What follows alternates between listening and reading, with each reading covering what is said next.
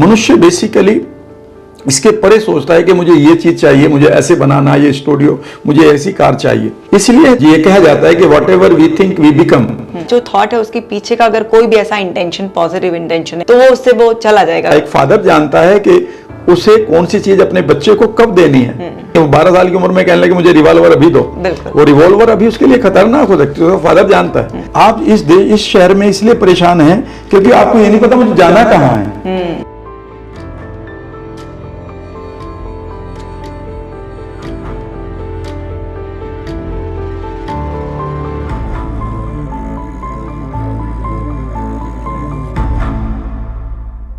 Hello my dear ones, आपने thumbnail तो देख ही लिया होगा कि आप किस शख्सियत से आज मिलने वाले हैं।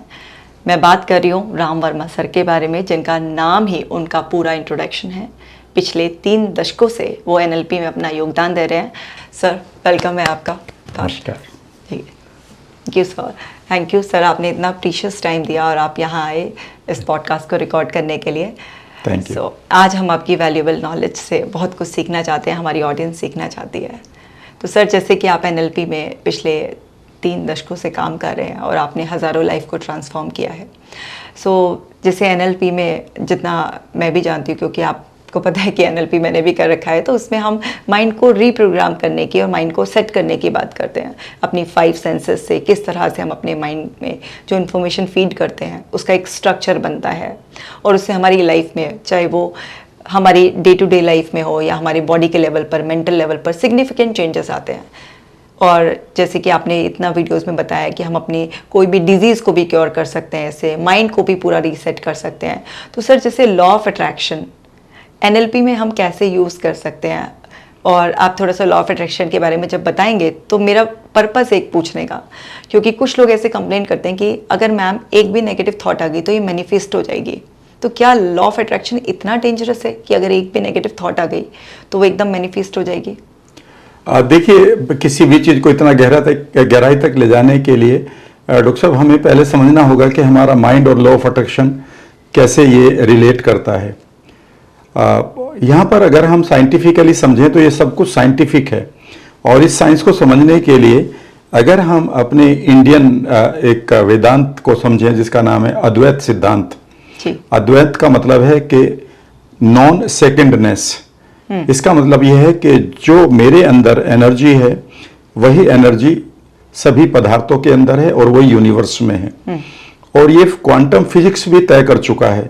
वो ये तय कर चुका है कि जितनी भी चीजें बनी हैं वो एक मॉलिक्यूल है, यानी कि पहले मैटर है, मैटर मॉलिक्यूल से बना है, मॉलिक्यूल के जो बना है वो एटम से बना है, और एटम के अंदर इलेक्ट्रॉन है।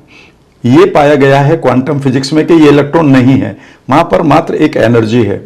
यानी कि मैं, आप, सब कुछ चीजें जो हैं एक लास्ट लेवल पर हम एनर्जी के साथ जुड़े हुए हैं जी। यही एनर्जी एग्जैक्टली बाहर है, जिसको हम कई बार डिफरेंट नाम से जानते हैं। उसे हम कई बार यूनिवर्सल एनर्जी के नाम से जानते हैं जी। इसी को ईथर कहा गया है। लॉ ऑफ सक्सेस में अगर आप बहुत पुरानी किताब को पढ़ें, और इसी को आप कह सकते हैं कि यूनिवर्सल एनर्जी है, इसी आप कह सकते हैं यूनिवर्सल इंटेलिजेंस है।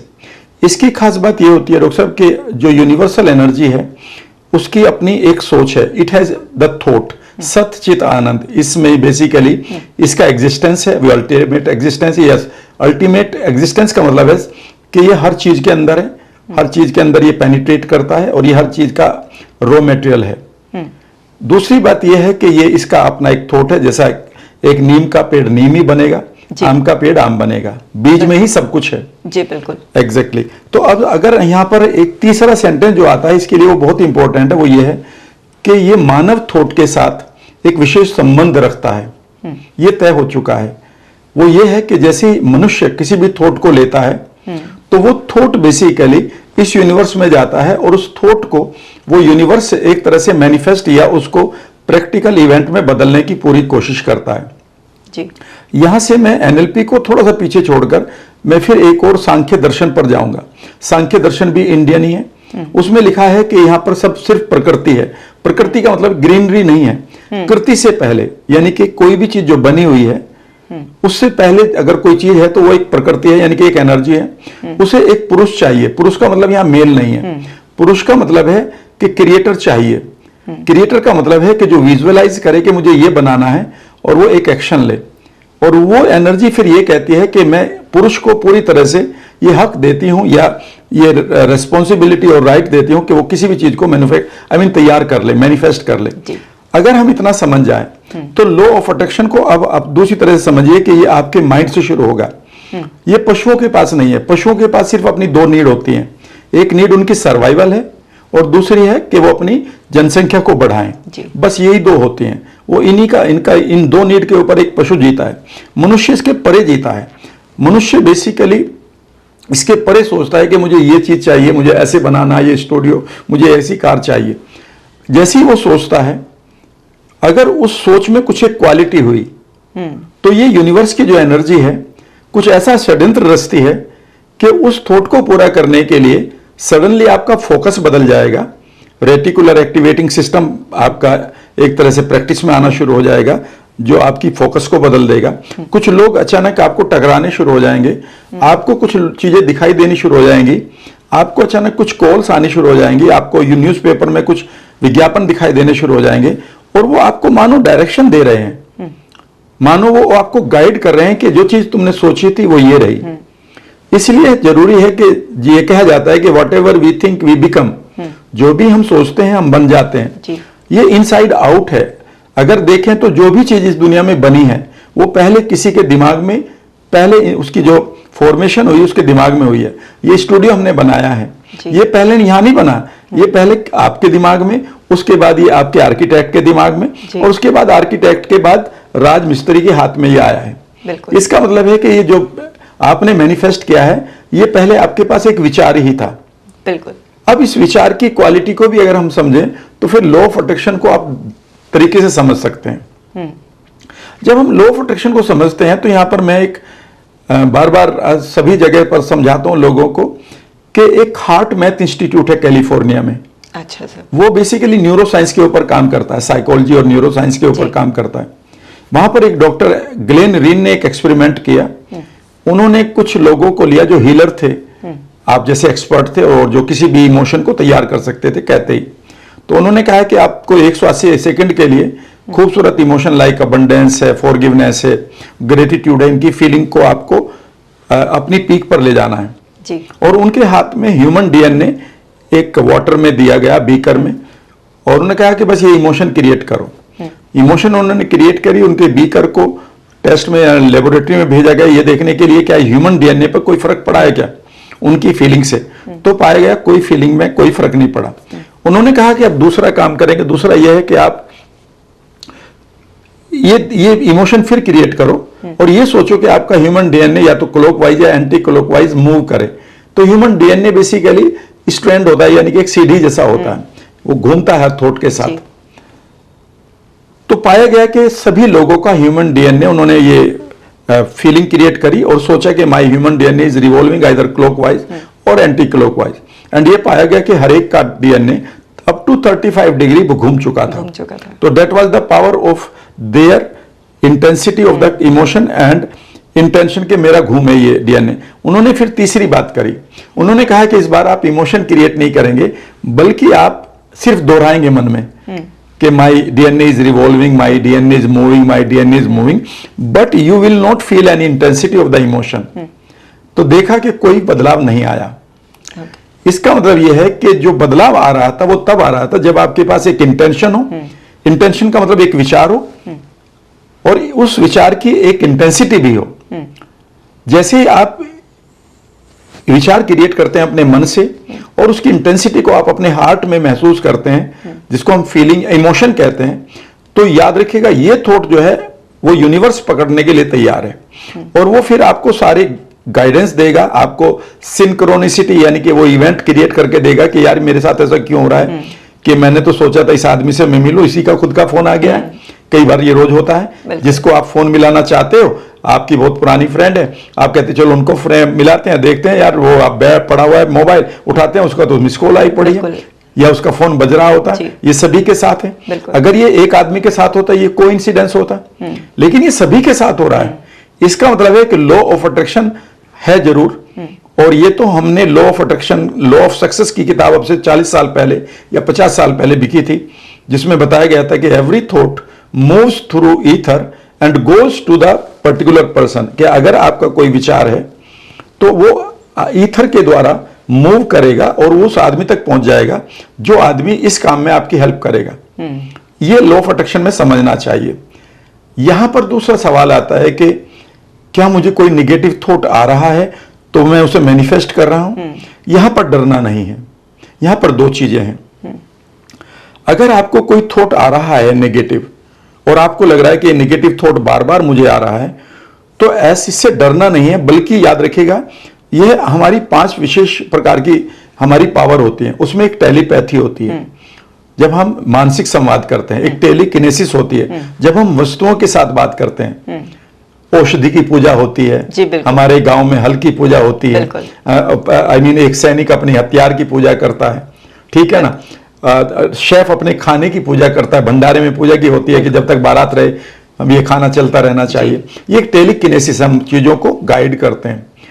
एक क्लेयरवॉयंस, ऐसे ही एक प्रिकॉग्निशन होती है और एक होती है ईएसपी, एक्स्ट्रा सेंसरी परसेप्शन। कई बार यूनिवर्स आपको कोई थॉट भी दे रहा होता है, तो जब भी हमें ये नेगेटिव थॉट आता है, तो मेरे मेंटोर ने मुझे ये सिखाया है इस जर्नी में कि जब भी तुम्हें ये थॉट आए तो इससे डरना नहीं है, बल्कि इसको रिजोल्व करना है। जितना इससे डरोगे या इसे रोकने की कोशिश करोगे, ये उतना ही स्ट्रांग होकर आएगा। ये एक पोस्टमैन है, तो उस समय आप इससे पूछो आराम से बैठकर, What does you want to communicate to me? मुझे आप क्या कम्युनिकेट करना चाहते हो? क्या कोई मैसेज है? अगर हाँ तो मैं उसको लेने के लिए तैयार हूं। You can give it in even my dreams, आप मुझे मेरे इवन सपने में भी मुझे बता सकते हो। कई बार वो फीलिंग आपको तंग करती है, पता नहीं ऐसा लगता है कुछ हो रहा है, कुछ होगा, बहुत डर लगता है सर, एक्सट्रीम में। मतलब लोग बोलते हैं कि ये थॉट आया है तो मैम ऐसा है कि ये मैनिफेस्ट हो जाएगा, और वो डरते हैं, लिटरली अवॉइड करने लग जाते हैं। हाँ, मैं कई ऐसी बेसिकली हाउसवाइफ को डर रहता है कि बच्चा स्कूल में गया है, बस ना ओवरटर्न हो जाए, उसे कोई किडनैप ना कर ले, आज गाड़ी लेके गए हैं, मिसहैपनिंग का डर रहता है। हाँ, मिसहैपनिंग का डर रहता है। तो यहाँ पर दो चीजें हैं। अगर यहाँ पर एनएलपी की एक टेक्निक लगा दी जाए तो वो थॉट कभी नहीं आएगा। पहला तो काम ये करना है कि इस थॉट को आपको डरना नहीं है, ये एक मैसेंजर की तरह आया है, यानी कि पोस्टमैन को नहीं मारना है आपको, उसकी चिट्ठी लेनी है कि लिखा क्या है इसमें। हम पोस्टमैन को देख के डर जाते हैं। गांव में पहले टेलीग्राम जब आया करता था तो भले ही वो अच्छा हो, लेकिन सब डर जाते थे, टेलीग्राम आया, गांव में तार आया है जी। तो इसको ऐसा ना डरें। पहली तो बात ये सोचें कि अगर ये मुझे थॉट बार बार आ रहा है, ये मुझे कुछ मैसेज देना चाहता है, मेरा सबकॉन्शियस माइंड कहीं से कुछ चीजों को रिसीव कर रहा है, ठीक है ना। तो पहला सवाल तो यह है कि भाई मुझे ये थॉट बार बार आ रहा है, ये क्या तुम कोई मुझे कम्युनिकेशन देना चाहते हो? और अगर आपको कोई रिजल्ट नहीं आता है तो आप इसे, इसका एक वर्ड मैंने पढ़ा है एनएलपी में, थॉट वायरस। तो उससे कहो कि since you are not giving me any information, now you can leave this my mind, तो वो चला जाएगा।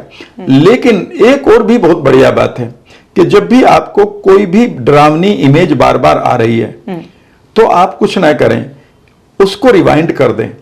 यानी कि आपको ये दिखाई दे रहा है ये 4 सीन है, कोई मिसहैपनिंग ना हो जाए, कहीं बस ना पलट जाए, कहीं कार की टक्कर ना हो जाए, तो वो जो सीन आ रहे हैं आपके, उन्हें देखें कि कौन कौन से सीन प्रोमिनेंट आ रहे हैं। तो 2 या 3 सीन आते हैं जो डरावने आते हैं, जिसमें फोबिक आ जाता है, आदमी को फोबिक हो जाता है, that phobia is created with in, palpitation बढ़ जाता है।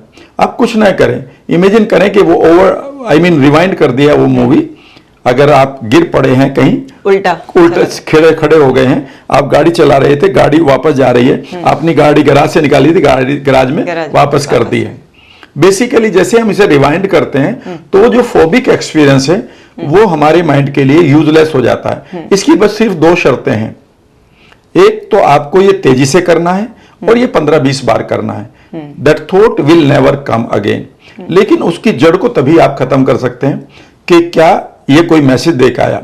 दूसरी बात, अगर कोई निगेटिव थॉट आया है तो वो इमीडिएटली मैनिफेस्ट होगा, ऐसा नहीं है, आपको डरना नहीं है। वो आपने नहीं लिया, वो हो सकता है कि थॉट बेसिकली आपके अंदर कहीं पड़ा हो, वो सिर्फ आपको कुछ याद दिला रहा है। जैसे वो याद दिला रहा है, फॉर एग्जाम्पल मेरे एक फ्रेंड हैं, उनको जब भी वो फ्लाइट में जाते थे तो उनको डर लगता था कि ये कहीं क्रैश ना हो जाए। एक बार वो मेरे साथ जा रहे थे, जैसे ही उड़ना शुरू किया तो उन्होंने जोर जोर से चिल्लाना शुरू कर दिया हनुमान चालीसा। अच्छा। तो जब मैंने उनसे कहा कि जब मैं शांत हो गया, मैंने धीरे से उससे कहा कि ये क्या कर रहे थे, and he is senior to me even. उन्होंने कहा यार मुझे बड़ा डर लगता है, तो मैंने कहा कि आज शाम को बैठेंगे, इसको रिजोल्व करेंगे। तो डॉक्टर साहब मैंने उनसे कहा कि इससे पूछो कि ये क्या पॉजिटिव इंटेंशन दे रहा है। तो बाद में निकलते निकलते ये आया कि उनकी जो बीमे की किस्तें हैं वो 2 साल से टूटी पड़ी हैं। अच्छा। अगर मैं नहीं रहा तो फैमिली का क्या होगा। तो जैसे ही वो किस्तें पूरी करवाई और उनके अंदर इस इशू को रिजोल्व किया गया तो पता चला कि अब उनको डर नहीं लगा। तो यानी कि सर इसका जो मेटा बिलीफ है, कोई ऐसा चीज है जो जिससे हम बच रहे हैं, मतलब वो मैसेज आता है हमारे उसमें। हाँ, है ना, कई बार। बिल्कुल बिल्कुल बिल्कुल। तो हमें इसके थॉट के पीछे का जो मेटा बिलीफ है हमारा, उसको हाँ, देखना है, मेटा मैसेज को ढूंढना मेटा होगा। मैसेज को ढूंढना है हाँ, उसका, ताकि हमें वो पता चल जाएगा तो फिर हम उससे रिजॉल्व कर सकते हैं। जैसे आपने अभी बोला कि उनकी बीमे की किस्त का इशू था, हाँ, है ना, तो उसका जो थॉट है उसके पीछे का अगर कोई भी ऐसा इंटेंशन, पॉजिटिव इंटेंशन है, मैसेज कह दें उसे, मेटा बिलीव कहते हैं हम उसे, वो एक्सेस करके अगर उसको 10-15 बार उस पूरे प्रोसेस को रिवाइंड कर दे, जो दिमाग में इमेज बन रही है, हाँ, या कुछ भी ऐसे हमें विजुअल्स या Yes, ऑडियो yes. कुछ है, तो वो उससे वो चला जाएगा, क्योंकि Exactly. दिमाग को ऐसा लगेगा वो चीजें रिवर्स हो गई हैं। रिवर्स हो गई है, या वो माइंड उसके लिए पूरी तरह से मीनिंगलेस हो जाएगा। meaningless। एक ही ट्रैक पर अगर आप एक गाना गा रहे हैं और उसी ट्रैक पर आपने उसको रिवर्स गाना चढ़ा दिया, तो आप किसी तरह से चलाएं, आपको गाने का कोई मीनिंग नहीं लगेगा। हाँ। और जब आपके माइंड को कोई मीनिंग ही नहीं मिल रहा, वहां पर कोई इमेज ही नहीं मिल रही है प्रॉपर, तो वो उसको छोड़ देगा। ये डिपेंड करेगा कि किसी को हो सकता है 4-5 बार में फर्क लग जाए, किसी को हो सकता है 10-15 बार रिवाइंड बस इतना ही है, मैक्सिमम 10-15 बार, और 1 सेकंड में आपको रिवाइंड करना है सारा, यानी कि 1 मिनट तक रिवाइंड करना, 1 सेकंड में 3 सीन को रिवाइंड करना, बहुत तेजी से करना, बस, और 15 सेकंड में आप इससे पीछे छुड़ा सकते हैं। हाँ, और ऐसे नहीं है कि कोई थॉट आया तो बस थॉट मैनिफेस्ट हो जाएगा, बड़ा थॉट के साथ इमोशनल इंटेंसिटी होनी चाहिए, तब जाकर ग्रेजुअल वो मैनिफेस्ट होता है। एक्शंस भी इसके लिए, एक्शन आप क्या कहते हैं कि लॉ ऑफ अट्रैक्शन में केवल सोचने या इमोशन से हो जाएगा, एक्शन कितना? याद रखिएगा, whatever God does to you it does through you. भगवान जो भी करता है वो आपके द्वारा ही करता है। तो याद रखिएगा, जब आप लॉ ऑफ अट्रैक्शन की बात करते हैं, तो अगर आप ये मान रहे हैं कि इमीडिएटली कोई दूर के नाना जी आएंगे और 100 करोड़ रुपए दे के चले जाएंगे, हो सकता है वो 10-20 करोड़ रुपए लोगों में से एक हो जाए, तो वो उसे रूल नहीं मान सकते। बिल्कुल। रूल ये होता है कि 1000 लोगों में से 900 लोगों के ऊपर जो काम कर रहा है उसे रूल मानेंगे। 1000 लोगों में से एक के ऊपर काम कर रहा है तो हम उसे रूल नहीं मानते। कई बार लोग बड़े ट्रेनर भी कहते हैं, देखो मैंने लॉ ऑफ मैनिफेस्टेशंस है, ये BMW बाइक खरीद ली है, लेकिन उसने ये नहीं बताया कि कैसे खरीदी या फिर कि वो सबके लिए रूल क्यों नहीं हुआ। तो याद रखिएगा, अगर आप लॉ ऑफ अट्रैक्शन को एंजॉय करना चाहते हैं तो सबसे पहले आप अपने विजुअल पावर ऑफ एम्प्टीनेस को समझेंगे। एम्प्टीनेस का मतलब है कि जिन चीजों को आप पाना चाहते हैं, क्या उसका खाली उसके लिए जगह है आपकी लाइफ में। मान लेते हैं आप लॉ ऑफ अट्रैक्शन को एंजॉय करना चाहते हैं, उसके लिए माइंड है आपके पास, या फिर वहां पर पता चला गिल्ट भरी पड़ी है, रिवेंज भरा पड़ा है, ईर्ष्या भरी पड़ी है, कोई डर भरा पड़ा है, पुरानी पेनफुल मेमोरीज भरी पड़ी है, चाइल्ड की कोई अब्यूज हुई पड़ी है, टूटा हुआ सपना पड़ा है, वहां पर कोई ब्रेकअप पड़ा है, यानी कि आप एक इमोशनल पेन लिए घूम रहे हो। एक बर्तन में अगर कीचड़ है, उसमें मैं कितना भी दूध डालूं, दूध डालते ही वो दूध नहीं रहेगा, वो कीचड़ बनेगा। यानी कि हमने पहले उसको साफ करना है। दूसरा लो जो है वो लो है एम्प्टीनेस के बाद है कि the universe hates the emptiness. इसका मीनिंग यह है कि जिस चीज के लिए जो चीज खाली की गई है, यूनिवर्स उसे भरने के लिए तैयार है, क्योंकि वो इस खालीपन को लाइक नहीं करता। अगर आप इतना बढ़िया बिलीफ जी लें तो, और आप अपने जीवन में खालीपन रखें किसी चीज को लाने के लिए, तो यूनिवर्स मानता है कि आप उसे वेलकम कर रहे हैं, और जब उसे वेलकम कर रहे हैं तो यूनिवर्स उसे देने के लिए तैयार है। तीसरी चीज यह है कि यहां पर आप एक वर्ड आता है डॉक्टर साहब, उसको हम ग्रेटिट्यूड कहते हैं। ग्रेटिट्यूड को जब मैंने गहराई से समझा और अपने एक मेंटोर से बात करी कि ग्रेटिट्यूड बहुत लोग बोलते हैं, लेकिन ये तो वर्ड मात्र है, इसे मैं कैसे अप्लाई करूं, तो उन्होंने गहराई से बताया। उन्होंने कहा कि देखिए, जब आप अपने फादर से कुछ चीजों को जिज्ञासा रखते हैं, आप कहते हैं कि तुम पापा आप शहर जा रहे हो, वो कहेगा हाँ, तो मुझे ना मेरी एक बुक चाहिए। वो ऐसे कहते हैं हाँ कौन सी बुक चाहिए, वो वाली है, वो M.K. अग्रवाल की मैथमेटिक्स की जाती है। वो ऐसे कहते हैं ठीक है ना, और आपको एक यकीन होता है कि ये अब मेरी किताब आ जाएगी। यस और नो? आई नहीं है, पहले से यकीन होता है कि फादर हैं तो दे देंगे। जब ये यकीन आपको इंटरनल वर्ल्ड में चल रहा हो और वो जो फीलिंग है आपकी कि ये तो मुझे मिल रहा है, तो उस फीलिंग में जब आप सचमुच में एक फीलिंग ऑफ थैंक्स आती है, उसे हम ग्रेटिट्यूड कहते हैं। सिर्फ यही नहीं कि जिन चीजों को आपने पा लिया वो आपका थैंक्स है, लेकिन जिन चीजों का आपको यकीन है कि यूनिवर्स आपको देगा, कल मेरे लिए आपके लिए सूरज निकलेगा, कल मेरे लिए आपके लिए हवा रहेगी, कल मेरे लिए आपके लिए और हमारे परिवारों के लिए पानी मीठा रहेगा, कल भी हमारे लिए पृथ्वी घूमेगी, कल भी हमारे लिए ऋतुएं आएंगी। जब हमारे पास ये फीलिंग है और इन फीलिंग को हम इंटरनल वर्ल्ड में जीते हैं और हम एक आशा के, एक होप के पैटर्न को क्रिएट करते हैं, ये ग्रेटिट्यूड है। याद रखिएगा, लॉ ऑफ अट्रैक्शन डेस्परेशन का जस्ट अपोजिट है। अगर आप डेस्परेट हो रहे हैं किसी चीज को पाने के लिए, तो लॉ ऑफ अट्रैक्शन नहीं काम करेगा। वहां पर रिपल्शन, वो तो लॉ ऑफ रिपल्शन है कि जिस दिन आप सोना चाहते हैं जल्दी कि जल्दी उठना है, उस दिन नींद नहीं आएगी। लॉ ऑफ रिवर्सल है तो बिल्कुल। हाँ, तो कई बार हम अपने प्रेजेंट में अपने डेस्परेशन को, हरीनेस को, या ये मेरे लिए अभी होना चाहिए, फिर मेरे लिए क्या फायदा, कई बार आप देखेंगे लॉ ऑफ अट्रैक्शन में लोगों की शिकायत रहती है, अगर ये काम करता तो मेरे लिए अभी करें। तो मैं कई बार ये कहता हूं कि आप ये कह रहे हैं कि नहीं, नवंबर में ही आम के पेड़ पर फल आ जाए, पक जाए, भैया ये तो अप्रैल में पकेगा अगर आप इंडिया में रहते हैं तो। बिल्कुल। वो ऋतु पे ही आएगा ना। और फिर आपको कैसे पता, एक फादर जानता है कि उसे कौन सी चीज अपने बच्चे को कब देनी है, उसके डेस्परेशन पर नहीं है। वो 12 साल की उम्र में कहने लगे मुझे रिवॉल्वर अभी दो, वो रिवॉल्वर अभी उसके लिए खतरनाक हो सकती है। तो फादर जानता है कि उसको गाड़ी की चाबी जब 21 साल का होगा तब पकड़ाई जाएगी, नहीं तो इस गफलत में गाड़ी खराब कर सकता है, चोट लगवा सकता है। तो जो आपके लिए हो रहा है वो यूनिवर्स आपके लिए अच्छा ही कर रहा है। Everything is happening for a purpose, और जो भी होगा वो भी अच्छा होगा। ये एक सर्टेनिटी जब आप रखते हैं और एक विश्वास रखते हैं ग्रेटिट्यूड के साथ, और फिर चीजों को आप इमेजिन करना शुरू करते हैं, तो क्वांटम फिजिक्स और लॉ ऑफ अट्रैक्शन तो अब एक ही हो गया ना। क्वांटम फिजिक्स ने तो तय भी कर दिया ना, 2022 के जो हमारा नोबेल प्राइज, उसमें तो यही है ना कि your thought is creating the event in the future and these events will find you. आपके विचार भविष्य की घटनाओं को बना रहे हैं और वो घटनाएं तुम्हें ढूंढ लेंगी। बिल्कुल। बस इतना सा करना है कि जो आपके बहुत एक्सट्रीम नेगेटिव विचार हैं उनको आपको एकदम से हैंडल भी करना है, ये नहीं, और जो पॉजिटिव विचार हैं वो जल्दी से जाएंगे, उनको बचाए रखना, उनके साथ लगे रहना है आपको।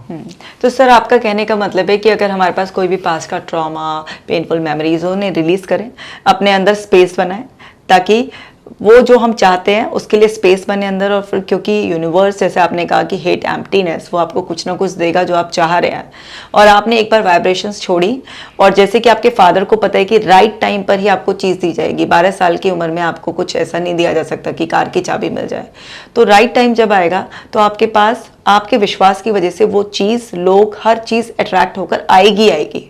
Yes, very true. बिल्कुल, जैसे वो शाहरुख खान का डायलॉग है ना कि किसी भी चीज को शिद्दत से चाहते हैं तो झक मार कर, तो पूरा यूनिवर्स भी, पूरी कायनात आपको उससे मिलाने में लग जाती है। अल्केमिस्ट बुक का है ये असली डायलॉग है ना। तो वो, हाँ, उसमें शाहरुख खान का डायलॉग भी है उस पिक्चर का, ओम शांति ओम का, लेकिन ये बुक है अल्केमिस्ट, उसका है ये सेंटेंस।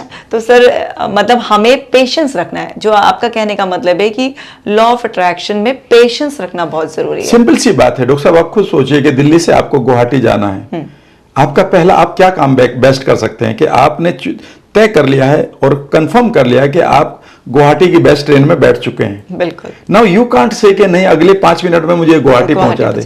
अब आपको पता है और आप कितने शांति से अपना बेड लगा के सोएंगे, म्यूजिक सुनते रहेंगे, ठीक है ना। आपको मालूम है कि 3 दिन में नहीं आएगा तो 3.5 दिन में आएगा तो गुवाहाटी ही। बिल्कुल। यहां पर आप पेशेंस रखेंगे, लेकिन इससे पहले आपने सही कदम उठाया, आपने ट्रेन सही पकड़ी, आप सही प्लेटफॉर्म पर थे, सही आपने सीट ले ली, आपने सारे अपने टिकट विकेट ठीक कर लिए, यहां तक आपका काम करना था। फॉर एग्जाम्पल, समझने की कोशिश ये करेंगे कि जब आप किसी भी वेबसाइट से किसी किताब को बुक करते हैं, किसी प्रोडक्ट को बुक करते हैं, और जैसे आप पैसे देते हैं तो 1 घंटे बाद या आप देखते हैं, ट्रैक कर लीजिएगा उसको, अब वहां से निकल गया, अगले दिन अब वो यहां पर आ गया, ठीक है ना। बिल्कुल ऐसी, जैसे ही आप अपनी प्रार्थना, प्रेयर करते हैं, it is a 2 way communication. Prayer को अगर हम समझ लें, प्रेयर करने का भी एक तरीका है लॉ ऑफ अट्रैक्शन में, ठीक है ना। ऐसे ही नहीं कि मैं आई एम अट्रैक्टिंग मनी तो वो आ जाएगा, नहीं, ये तो आपका एक कैजुअल वे है, तो कैजुअलिटी होगी इसमें। तो तो सर कैसे विजन बोर्ड बनाएं, कैसे प्रेयर हम डिजाइन करें, आप बताइए कि हाँ, विजन बोर्ड के लिए मैं थोड़ा सा विजन बोर्ड प्रेयर बताइए ताकि सब लोग लॉ ऑफ अट्रैक्शन जो कि चाहते हैं कि काम करें। बिल्कुल बिल्कुल, मैं विजन बोर्ड के बारे में बताऊंगा, लेकिन मुझे डर लगता है कि कहीं बहुत सारे लोग ये कह दें कि ये क्या बोल रहे हो। विजन बोर्ड बेसिकली डॉक्टर साहब जी, जो हमें किताबों से बनाया ना सिखाया गया है, वो उस एक दो आदमी ने बनाना सिखा दिया कि मैंने ये अट्रैक्ट कर लिया, भले ही उसने पहले से उसके पास हो। विजन बोर्ड बनाने का तरीका बिल्कुल ऑपोजिट ऑफ सबकॉन्शियस माइंड है, जो हमें सिखाया जा रहा है इन किताबों के द्वारा या कुछ लोगों के द्वारा। जब मैंने इसे गहराई से समझा तो मैंने कहा यार ये मैं क्या गेम खेल रहा हूं। फॉर एग्जाम्पल, अगर मैं आपसे कुछ सवाल पूछूं तो वो सवाल पूरी तरह से क्लियर हो जाएंगे कि विजन बोर्ड को बनाना है, लेकिन कैसे बनाना है। फॉर एग्जाम्पल, अगर मेरे एरिया में 2 मूवी थिएटर है या एक ही मूवी थिएटर के 2 स्क्रीन चल रहे हैं, एक पर है कलरफुल मूवी, एक ही मूवी है, एक है कलर्ड, एक है ब्लैक एंड व्हाइट, तो हम नेचुरली कौन सी को देखेंगे? कलर्ड को देखेंगे। एक है कंप्लीटली म्यूट साइलेंट और एक है full of dialogue, music and songs, तो हम कौन सी को देखेंगे? साउंड वाली को देखेंगे। तीसरी चीज ये है कि एक मूवी है कंप्लीट, एक एक फोटो में आ रही है, स्टिल फोटोग्राफ्स में, एक है मूविंग, तो हम कौन सी को देखें? मूविंग को देखेंगे। तो इसका मतलब है कि हमारा माइंड स्टिल फोटोग्राफ में कोई भी इमोशन नहीं रखता है। और मैंने बात किसकी की थी? Intensity of the emotion. For example, the photograph of A lion and real lion move करता हुआ आपकी तरफ, दोनों में फर्क है बहुत। The photo of cobra and moving cobra, तो एकदम से गलत हो गया ना, अभी भी डर लगने लगा। तो इसका मतलब है कि हमें स्टिल फोटोग्राफ नहीं देखना है और हमें मूविंग देखना है। दूसरी बात, एक और सवाल मैं आपसे पूछता हूं, मान लेते हैं बहुत सारे फोटो हमारे घर में पड़े, हम किसी फ्रेंड के गए, उन्होंने कहा यार पुराने फोटो पड़े हम देख रहे हैं, और अचानक एक मैं देखा कि मेरे 20-30-40 लोगों के बीच में मेरा अपना फोटो है, मेरी आंखें कहां जाएंगी? अपने फोटो पे जाएंगी। इसका मतलब है कि हमारे लिए सबसे इंपॉर्टेंट, हमारे सबकॉन्शियस के लिए है आई इज द वर्ड, मैं, ठीक है ना। और 5वीं चीज बड़ी इंपॉर्टेंट बोल रहा हूं, उसके बाद मैं विजन बोर्ड की क्वालिटी बताऊंगा, सब लोगों का बड़ा फायदा मिलेगा, बड़ी तेज से मिलेगा। मेरी अपनी बीमारियों को मैंने जब 33 साल की उम्र में ठीक किया, रूमेटॉइड आर्थराइटिस भी उसमें थी। तो 5वीं चीज मुझे बड़ी अच्छी लगी। मान लेते हैं हम यहां पर बैठे हैं, नीचे मेन रोड जा रही है, सुबह से शाम तक इस मेन रोड से कम से 20-30 हजार लोग निकल जाते हैं। अगर मैं खड़ा हो जाऊं यहां पहली बार में तो देखता रहूं तो शाम तक मैं एक आदमी को भी नहीं याद रख पाऊंगा। लेकिन अगर इसमें से मैं 30 हजार नहीं बल्कि 3 लाख लोग जाएं और एक आदमी उसमें से ऐसा जा रहा हो जिसको सचमुच में पूंछ निकली हुई है हॉर्स वाली, तो क्या मैं इसको भूल जाऊंगा? कभी भी नहीं, कभी भी नहीं। इवन 20 साल बाद अपने नाती पोतों को बताऊंगा मैंने एक ऐसा आदमी देखा है, और उसको वो कहेंगे दादाजी ये तो आपने कलकत्ता में देखा? अरे नहीं भाई, इस शहर में देखा था और सुबह देखा था, जबकि दादाजी ये भूल गए कि सुबह क्या खाया था। ठीक है ना। इसका मीनिंग ये हुआ है कि जो चीज हमारी लाइफ में डॉक्टर कशिका होती है अबनॉर्मल, यानी कि जो भी यूनिक होता है, अनयूजुअल, अटपटा सा, हाँ, वो हमारा माइंड सबसे पहले पकड़ कर रख लेता है। वो ये मानता है कि ये अनयूजुअल है, शायद ये बहुत इंपॉर्टेंट है। इसीलिए मेरा फ्रेंड है, सामने बैठे हैं, मान लेते मेरे फ्रेंड हैं, और ये मैं 20 साल से दोस्ती है, हाथ मिलाते हैं, हाउ आर यू, एक दूसरे। अगर ये मुझे किसी मेरे परिवार की कोई पार्टी चल रही हो और आके ये 10 मिनट मुझे अपशब्द बोलने लगे तो हो गया ना सारी जिंदगी खराब। माइंड उसे पकड़ लेगा। याद रखिएगा, जो भी यूनिक होता है आपकी लाइफ में वही आपका माइंड पकड़ता है। अब मुझे बताइए कि जो विजन बोर्ड बना रहे हो, उस कागज पर आपने एक कार चिपका ली, काट के कहीं से कागज, एक मकान, एक रिजोर्ट, ठीक है ना, एक हवाई जहाज का फोटो चिपका लिया। पहली तो बात ये स्टिल फोटोग्राफ है, चलो वो कलर है तो कलर है, इसमें कोई मूवी नहीं है। नंबर 2, इसमें कोई साउंड नहीं है, जबकि हम जानते हैं कि हमारा माइंड टेम्पोरल लोब से कनेक्ट होता है। हमें बचपन की आवाजें भरी पड़ी होती है, तुमने मुझे उस दिन ये बोला था, ठीक है ना। किसी टीचर ने आपको ये बोल दिया कि तुम तो बहुत आगे बढ़ोगी कशिका, तो वो याद है आज भी आपको, ठीक है ना। तो हमारे लिए साउंड है, उसमें साउंड नहीं है। तीसरी बात, उसमें आई नहीं है। चौथी बात, उसमें मूवी नहीं है। और सबसे बड़ी बात उसमें यह है कि उसमें कुछ यूनिक नहीं है। कार है, मकान की फोटो है, उसमें यूनिक कहां है जी। जब उसमें यूनिक नहीं है तो आपके माइंड के लिए उसे देखने में कितने सालों तक देखना पड़ेगा? देखते रहो, 6 महीने, 8 महीने, 8 महीने, 6 महीने, पर मुझे एक बात बताओ, जो आपके पास पुरानी पेनफुल मेमोरी पड़ी, क्या उसके लिए आपने कोई कोचिंग करी थी याद रखने के लिए? नहीं, बिल्कुल। वो सारी याद है। वो इसलिए याद है बिकॉज वो उसमें आप आइडेंटिफाई कर रहे हैं खुद को, उसमें कुछ साउंड है, उसमें कुछ विजुअल्स हैं, विजुअल्स की क्वालिटी डिफरेंट है, उसमें कुछ मूवमेंट है और वो आपके दिल के करीब है।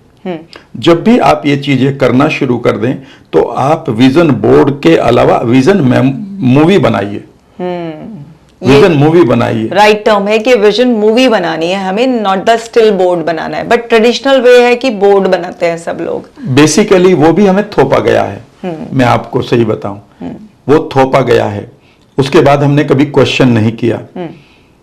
अगर इतना आसानी से कर लेते हैं हम, अब ऐसे में कुछ लोग कह देंगे कि नहीं मेरे लिए तो काम करा।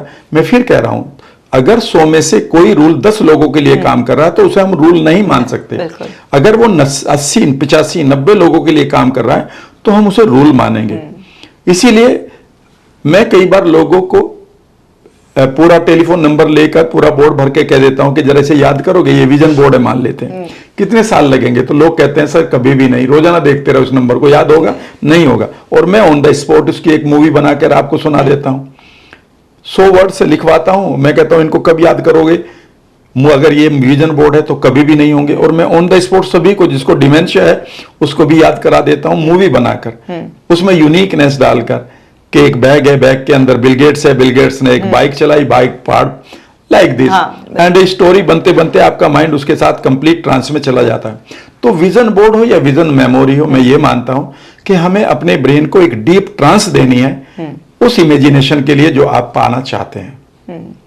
बिल्कुल, ये सब वही ट्रांस है ना जो हम हिप्नोटिक स्टेट में Exactly करते हैं ना। बिल्कुल वही। तो विजन हमें मूवी बनानी है, ना कि केवल बोर्ड बनाना है। और उसमें जैसे सर कह रहे थे अभी कि हमारे कोई भी एक्सट्रीम इमोशंस होते हैं तो वो भी हमें याद रहते हैं। बहुत ज्यादा मान सम्मान या अपमान, या फिर कोई भी यूनिक अनयूजुअल चीज होती है तो वो भी हमारे सबकॉन्शियस माइंड में डायरेक्ट चली जाती है। बिल्कुल। और रीइंफोर्समेंट, रिपीटेशन, बार बार कोई भी चीज होता है तो ये 3 तरीके से सबकॉन्शियस माइंड में चीज चली जाती है। और एक बार जो सबकॉन्शियस माइंड में चली गई, अब उसकी जॉब है वो ढूंढेगा, करेगा, वो आपके हर सवाल का जवाब देगा, हर सवाल का जवाब मिलेगा। और हमें बस उस पर एक्शन लेने का भी शायद सर मोटिवेशन फिर खुद ही आएगा अंदर से। याद रखिएगा, आपका एक्शन भी तो बेसिकली सारा प्रोग्राम्ड आपके माइंड से ही है। बिल्कुल। अगर आप किसी एक्शन को इसलिए कर रहे हैं कि कोई करवा रहा है तो उसमें आपको हमेशा थकान होगी, क्वेश्चन आएंगे, गिल्ट आएगी। लेकिन अगर आपके अंदर, फॉर एग्जाम्पल, मैं कई बार लोगों से कहता हूं कि कई बार लोग कहते हैं कि मुझे प्रोक्रेस्टिनेशन है। मैंने कहा तुम्हें नहीं है। No person is lazy in this world, the only goals are lazy. वो कहते हैं कि सर मेरे से काम ही नहीं होता जबकि इंपॉर्टेंट है। मैं अगला सवाल ये होता है कि कई बार मैं कहता हूं कि सोचिए कि आपके घर में एक बच्चा है और आज बच्चा भूखा है और घर में कुछ भी नहीं है खाने के लिए, क्या आपको नींद आ जाएगी रात को? क्या आप रुक जाएंगे घर में? अगर वो बच्चा आपका है तो आप कुछ भी कर सकते हैं।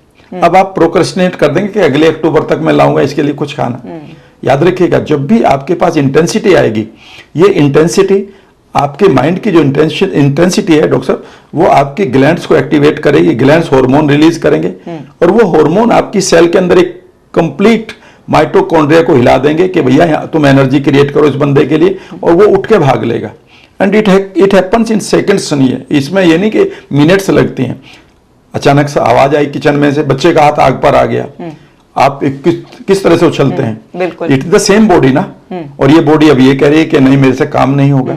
तो याद रखिएगा, जब भी आपके पास कोई भी इंटेंसिटी हुई, मान लेते हैं आपने वो कार लगाई है विजन बोर्ड पर, वो कार लग गई है, लेकिन इस कार को मैं अभी आपको दिलवाने के लिए विजुअलाइज करवा सकता हूं कि इमेजिन करिए कि ये कार है, इस कार में आपकी बेटी है, उसका नाम मैं पूछूंगा उस आदमी से और वो आपकी बेटी आपके पास आके कह रही पापा I will open the door, you are my hero. देखो कितना अच्छा गाना, कौन सा सुनोगे? पीछे मदर जो बैठी होगी, अगर वो आपके कंधे को टच करे तो कौन सा कंधा टच करेंगी? अच्छा, उसके टच को महसूस कर सकते हो। अब आवाज सुनो कि you are the wonderful son of mine. अब इस कार का म्यूजिक क्या होगा? आ गई ना अपने आप। ऐसा लग रहा है कि इसी मूवी को चलते रहने। जब आप इस मूवी के डीप में जाएंगे तो अब माइंड को यह कंफर्म हो गया कि मदर का प्यार और बेटी की इमोशन मेरे लिए इंपॉर्टेंट है, इसलिए ये कार मैनिफेस्ट करना जरूरी है। इमोशनल इंटेंसिटी को इतना बढ़ा दें हम अपने अंदर और वो सब चीज़ों को अपने माइंड में पूरा क्लियर कर दें, ताकि हमारे अंदर का सिस्टम ही हमें सपोर्ट करने लगे। मतलब वो जो एक एनर्जी के लेवल होता है, एक तो वो है जो हम डे टू डे करा और एनर्जी हमारी गई, एक होता है हमारी स्टोर्ड एनर्जी जो कि जब भी इमरजेंसी मोड में आता है, Yes. या फिर कोई बहुत high emotional Yes, yes, intensity yes. होता है, तो फिर वो निकल कर आती है हमारी, है ना। 2013 में Yes. एक आदमी जिसकी कहानी आप, ओरेगोन में एक आदमी फार्म हाउस में अपना ट्रैक्टर चला रहा था, पलट गया। मैं कई बार इसका एग्जांपल दे चुका हूं, और उसके नीचे आ गया 1340 किलोग्राम, यानी कि 13 क्विंटल 40 किलो का एक ट्रैक्टर के नीचे आदमी फंसा हुआ है, चिल्ला रहा है अपनी लाइफ के लिए। और एक मैजिक होता है, उसकी दो बेटियां वहां पर, हाइना और हेली, एक 13 साल की और एक 16 साल की। वो दौड़ती हैं, can you believe what happened, they lifted the tractor और उन्होंने बचा लिया। याद रखिएगा, वो और क्या वो इस छोटे से रिवार्ड के लिए बचा सकते हैं। जीवन में जब भी आप बड़े अट्रैक्शन को एंजॉय करना चाहते हैं, तो आपके पास कोई इमोशनल इंटेंसिटी होनी चाहिए। कई बार लोग कहते हैं कि जी मैं पैसा इसलिए कमाना चाहता हूं। मैं कहता हूं कि लॉ ऑफ अट्रैक्शन आपके लिए काम करेगा, पर मुझे वाई बताओ, why you want to make money. वो कहता है because I want to help people. तो ना तो पीपल क्लियर है, हाँ, और help is a distorted verb. बिल्कुल। जब मैं कहता हूं कि किसको करना चाहते हो हेल्प, वो Specific. नजदीक का वो कहता है जी मेरा बेटा। फिर मैं कहता हूँ what is the name, sir her his name is Sachin. कितने उम्र के, सर 7 साल के। कैसे दिखते हैं? अगर ये आप नहीं कमा पाए पैसा तो उसे कैसा लगेगा? Sir very bad. अगर कमा लिया तो वो क्या क्या सुनना चाहोगे? उस आवाज को सुनो आज ही। जब आप उन VA के विजुअल्स को, ऑडियो को और उस काइनेस्थीसिया को, उस काइनेस्थेटिक आई मीन सेंसेशन को एंजॉय करेंगे, तो आपका माइंड क्यों नहीं प्रोग्राम होगा? इन्हीं 3 चीजों से तो होता है हर बार। बिल्कुल, यानी कि पूरा डेप्थ में जाकर जब हम पूरा क्लियर कर लेंगे कि अगर ये हुआ तो क्या होगा, अगर नहीं हुआ तो क्या होगा। विजन है ना? बोर्ड मैडम, बिल्कुल। एग्जैक्टली आपने ये बहुत इंपॉर्टेंट चीज बोली है डॉक्टर कशिका। यहां पर मैं अपने दर्शकों को बताऊंगा कि विजन बोर्ड में ये भी होना चाहिए कि अगर ये नहीं आया तो मैं कैसा फील करूंगा। If this car is not there, if अगर ये घर मेरा नहीं, मेरे पास ये मकान नहीं है, तो how my daughter will feel. If अगर मेरे पास पैसा नहीं है, अगर मैं अपनी बीमारियों को ठीक नहीं करके स्वस्थ हुआ, तो मेरे बच्चों के साथ क्या हो सकता है। अगर आप उस पेन को लेते हैं, तो हमारा सबकॉन्शियस माइंड इस तरह से वायर्ड है कि वो हर पेन को अवॉइड करने के लिए आपके साथ कोई भी पॉजिटिव गेम खेल सकता है। बिल्कुल सर, हमारा जो प्रिमिटिव ब्रेन है, जो स्टोन एज ब्रेन है, जो एंसेस्टर्स के टाइम का, उसके लिए तो पेन और प्लेजर ही प्रिंसिपल काम करता है। पेन को अवॉइड और प्लेजर के पीछे भागना। बिल्कुल, अवॉइडिंग द पेन। बिल्कुल, जो ना प्लेजर के पीछे उसको भागना होता है ना, कि प्लेजर के लिए कुछ भी करेगा और पेन से दूर होने के लिए भी कुछ भी करेगा। तो दोनों ही साइड अगर हम क्लियर कर दें, तो फिर तो वो होगा ही होगा जो आप चाह रहे हैं। और याद रखिएगा, अगर बॉडी की एनर्जी को बढ़ाना होता है, तो सबसे पहले pain is the best friend. Yes, pain is the best friend. If I fail what will happen. कई बार लोग कहते हैं कि आप इतनी मेहनत करते हैं, व्हाई यू। मैं कह, अगर मैं फेल हो गया हूं, अगर मैं फेल हो जाऊं अपने काम में, तो मैं जिन चेहरों पर उदासी आ जाएगी, मैं उस उदासी को अभी से देख लेता हूं। तो मैं उस उदासी को अवॉइड करने के लिए मेरा ब्रेन कुछ भी करने को तैयार है। सर, हमारी मदर्स बेस्ट एग्जांपल है इसका, कि अगर वो बुखार में भी होती है और उनको पता है कि बच्चा भूखा चला जाएगा, तो बुखार में भी उनके अंदर से एनर्जी आ जाती है, उठ जाती है और किचन में जाके पूरा बनाएगी, और उसके बाद चाहे वो जाकर लेट जाए। लेकिन वो थोड़ी देर के लिए उनमें जो एनर्जी आती है, कहाँ से आती है? हम कहते हैं कहाँ से आई मम्मी ये एनर्जी, कि इतना बुखार में कि आपसे भी उठा भी नहीं जा रहा। तो ये मेरे ख्याल से एग्जाम्पल बिल्कुल रिलेट करता है उस चीज से। बिल्कुल उसी का ही है, क्योंकि उनका इमोशनल इंटेंसिटी इतनी हाई होती है कि मेरी बच्ची भूखी चली जाएगी, ऐसे तो वो चाहती नहीं है। तो इस तरह से सो अगर हम इसको ऐसे समझें कि भाई हमें वो सब कुछ मिलेगा जो हम चाहते हैं, अगर हम अपना वाइड डेप्थ में जाकर लेयर्स क्लियर कर लें। हो जाएगा तो क्या होगा, और नहीं होगा तो क्या छूट जाएगा। अगर ये सारी पिक्चर दिमाग में क्लियर हो गई, तो फिर तो आप प्रोग्राम हो ही गए करने के लिए। बिल्कुल। बस इसमें थोड़ा सा एक चीज दर्शकों के लिए ये भी है कि हमें अपने आप को भी क्वालिफाई करना होगा। अगर मैं ये कहूं कि मैं नरेंद्र मोदी के ऑफिस में बैठकर उनका सलाहकार बनूं, ये मेरा एक लॉ ऑफ अट्रैक्शन हो सकता है। लेकिन क्या मैंने प्राइम मिनिस्टर नरेंद्र मोदी के पॉइंट ऑफ व्यू से अपने आप को इतना सक्षम या योग्य बनाया है? तो याद रखिएगा, जिस चीज को आप चाहते हैं वह चीज बन जाइए पहले। मेरे मेंटोर कहा करते थे, और उस चीज से अपने आप को देखिए कि क्या तुम डिजर्व करते हो उस चीज के लिए।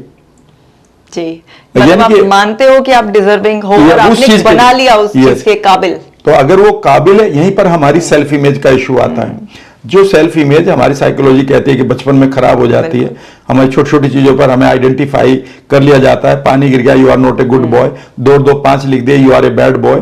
तो वो आइडेंटिटी जो हमने बचपन में ले रखी है सोसाइटी से, अगर वो आइडेंटिटी हमने प्रॉपरली एक बार ट्रांसफॉर्म नहीं करी है तो हम उसी आइडेंटिटी के तो प्रिजनर हैं। तो आपको अपनी सेल्फ इमेज को भी बड़ा करना होगा।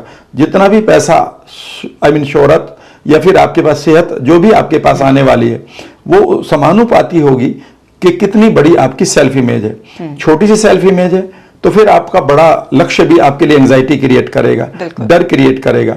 मैं 30 किलो का हूं, आप मुझे कितना भी मोटिवेट कर लें, मैं 1000 किलो का वेट नहीं उठा सकता। अगर मुझे 1000 किलो का वेट उठाना है तो मुझे कम से कम 400 किलो का होना ही पड़ेगा, ठीक है ना, या 500 किलो का होना पड़ेगा। तो अगर आप एक बेहतरीन लाइफ को जीना चाहते हैं और उसे अट्रैक्ट करना चाहते हैं तो सबसे बढ़िया बात है कि आप अपनी सेल्फ इमेज पर जो डेंट मारा है सोसाइटी ने, उससे बाहर आइए। You are not what people has branded you. आप वो नहीं है जो लोगों ने तुम्हें ब्रांड किया है। जब मैं बीमारी से जूझ रहा था तो मुझे हमेशा ये कहा जाता है, you are a patient of migraine, you are a patient of depression, you are a patient of alopecia, you are a patient of rheumatoid arthritis. तो मेरी आइडेंटिटी एक पेशेंट की बनकर रह गई थी। तो जब मैंने इस आइडेंटिटी को पढ़ना शुरू किया कि उस समय आप एक फादर भी हैं, उस समय आप एक भाई भी हैं, बस यही आइडेंटिटी क्यों है। और जैसे ही मैंने इस आइडेंटिटी को साइकोलॉजी से या एनएलपी से बदला, that I am a healthy person having a challenge of migraine, तो मैंने आइडेंटिटी को बना लिया आई एम ए।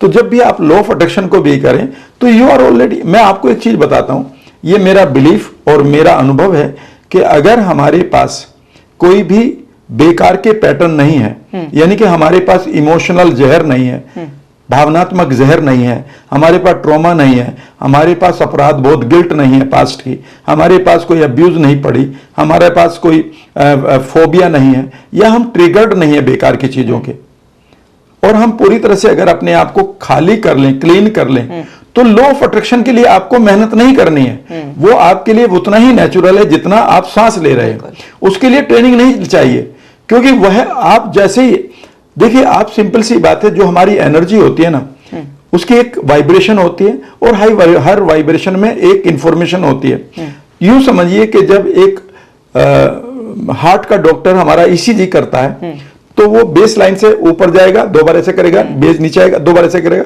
ऊपर जाएगा, ये करेगा, ये इसका नॉर्मल है। तो डॉक्टर कहेगा कि यहाँ इसमें वाइब्रेशन है, एनर्जी, इसमें एनर्जी है, ये वाइब्रेट कर रहा है, और इसमें इंफॉर्मेशन है कि दिस पर्सन इज ओके। जैसे ही मेरा केस बिगड़ेगा तो ऐसे हो जाएगा। तो now this vibration is there but information has changed. अब अगर वो फ्लैट लाइन आ गई किसी की अनफॉर्चुनेटली, तो नाइदर वाइब्रेशन नोर इंफॉर्मेशन। तो याद रखिएगा, हर एनर्जी आपकी वाइब्रेशन और इंफॉर्मेशन देती है। आपके साथ गड़बड़ हमारे साथ ये होगी कि हमारे पास एनर्जी तो वही है जो बाहर है, जब जो सब चीजों में नॉर्मल चीजों में है, लेकिन हमने अपने विचारों से उस एनर्जी को, जिस तरह से हार्ट बीट बढ़ जाती है गुस्से में, हमने उस एनर्जी की वाइब्रेशन और इंफॉर्मेशन को बिगाड़ दिया है। अगर आप उन चीजों को हटा ले मन से, कि आपके पास फोबिया है, आपके पास डिप्रेसिंग थॉट है, आपके pass on going negative talks हैं, आपके पास एंग्जाइटी चल रही है, अनवांटेड आपको पैल्पिटेशन चल रहा है, अनवांटेड यहां पर ऐसा लग रहा है कोई लंप बैठा हुआ है, आपका दम घुट रहा है, तो जो आपकी एनर्जी है वो तो कंप्लीटली उस अपनी इंफॉर्मेशन बिगाड़ चुकी है। वो बिगड़ी हुई इंफॉर्मेशन से आप नॉर्मल इंफॉर्मेशन को कैसे अट्रैक्ट कर लेंगे? बिल्कुल भाई, यहां तो कॉन्ग्रुएंस चाहिए ना। अगर मेरी एनर्जी ये है और दूसरे की भी एनर्जी है तो हम सिंक्रोनाइज्ड हैं, अदरवाइज नॉन सिंक्रोनाइज्ड हैं। तो अगर आप वेल्थ के लिए, किसी भी चीज के लिए, आप हैप्पीनेस के लिए कोई भी लॉ ऑफ अट्रैक्शन कर रहे हैं ना, तो पहले आपको अपनी एनर्जी को नॉर्मल करना होगा, शांत करना होगा। आपको अपने पैरासिम्पैथेटिक नर्वस सिस्टम को फॉलो करना होगा, न कि सिंपैथेटिक नर्वस इनर अर्थक्वेक को बंद करना होगा। बिल्कुल। तो यानी कि हमें अपनी आइडेंटिटी को चेंज करना है, अपनी सेल्फ इमेज को रिपेयर करना है, और हमें अपने लिए जो भी हम बनाकर बैठे हैं, कोई बीमारी है हमारे पास, कोई भी ट्रॉमा है या कुछ भी है, उस सबको एक इमेज को ब्रेक कर कर हमें प्रोग्रेसिव जाना होगा कि ये चीज़ चेंज हो सकती है, और फिर हमें वाइब्रेशन इन्फॉर्मेशन की जो पूरा कॉम्बिनेशन है वो चेंज होगा, और तब हमारी लाइफ में पूरा वो चीज़ें मैनिफेस्ट होंगी, है ना। बिल्कुल। मतलब हमें एक विश्वास होना चाहिए कि जो अभी मेरी लाइफ की प्रॉब्लम से ये जा रही हैं और मेरे पास इससे ऑपोजिट कॉन्ट्रेरी जो खुशियां या जो भी मैं अट्रैक्ट करना चाह रहा हूँ वो आ रही हैं। हाँ, क्योंकि अट्रैक्ट तो हम तभी करेंगे ना जब हमारे पास कुछ मिसिंग होगा। बिल्कुल। और हमने ऑलरेडी अपने आप को किसी चीज से फिल कर रखा है, पुअर आइडेंटिटी बना रखी है, हमारी जो सेल्फ इमेज अर्ली चाइल्डहुड में बर्बाद हुई है, उसके साथ हम नहीं करते। जैसे कि ऐसे बहुत पॉपुलर कहावत भी है ना कि अगर एक गरीब आदमी को आप 5 करोड़ दे दो तो वो कुछ ही महीनों में फिर से गरीब हो जाएगा। क्यों? क्योंकि उसकी आइडेंटिटी नहीं है कि वो 5 करोड़ डिजर्व करता है, या उसको मतलब वो अपने साथ कनेक्टिविटी नहीं फील करता उस पैसे की। नहीं, वो बर्डन फील तो करेगा। बहुत सारे कौन बनने का करोड़पति में आए, हाँ, जो कि करोड़पति बन गए, हाँ, लेकिन वो वापस से फिर मुफलसी के जीवन में वापस से लौट गए, क्योंकि उनको मैनेज ही नहीं करना आया, उनका माइंड सेट ही नहीं था ऐसा।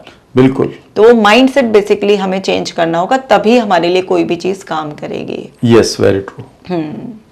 तो सर जैसे कि बहुत सारे लोगों के पास ऐसे पता चल जाता है सेल्फ इमेज चेंज करनी है, आइडेंटिटी चेंज करनी है, डिजर्विंग मानना है अपने आप को, या विजन मूवी भी बना ली, ठीक है, और चलो समझ लिया कि पेशेंस भी रख लिया हमने, उसके बावजूद भी जो लाइफ के डेली की रियल इवेंट्स होते हैं जो उन्हें हिला के रख देते हैं, ऐसे टफ टाइम में कैसे स्टेबल रहे वो?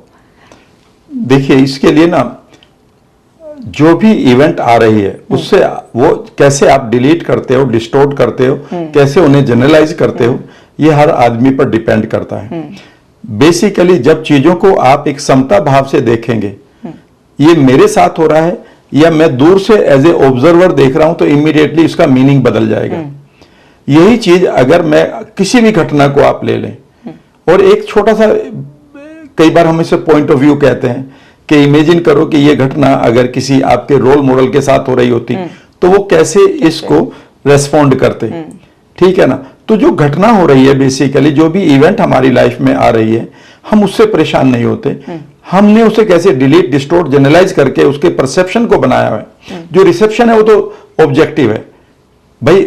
आज 48 डिग्री टेम्परेचर है, वो आपके लिए भी है, वो मेरे लिए भी है, ये ऑब्जेक्टिव हो गया। ये रिसेप्शन है मेरे लिए भी और आपके लिए भी, लेकिन मेरे लिए और आपके लिए पर्सनल रिसेप्शन डिफरेंट हो जाएगा।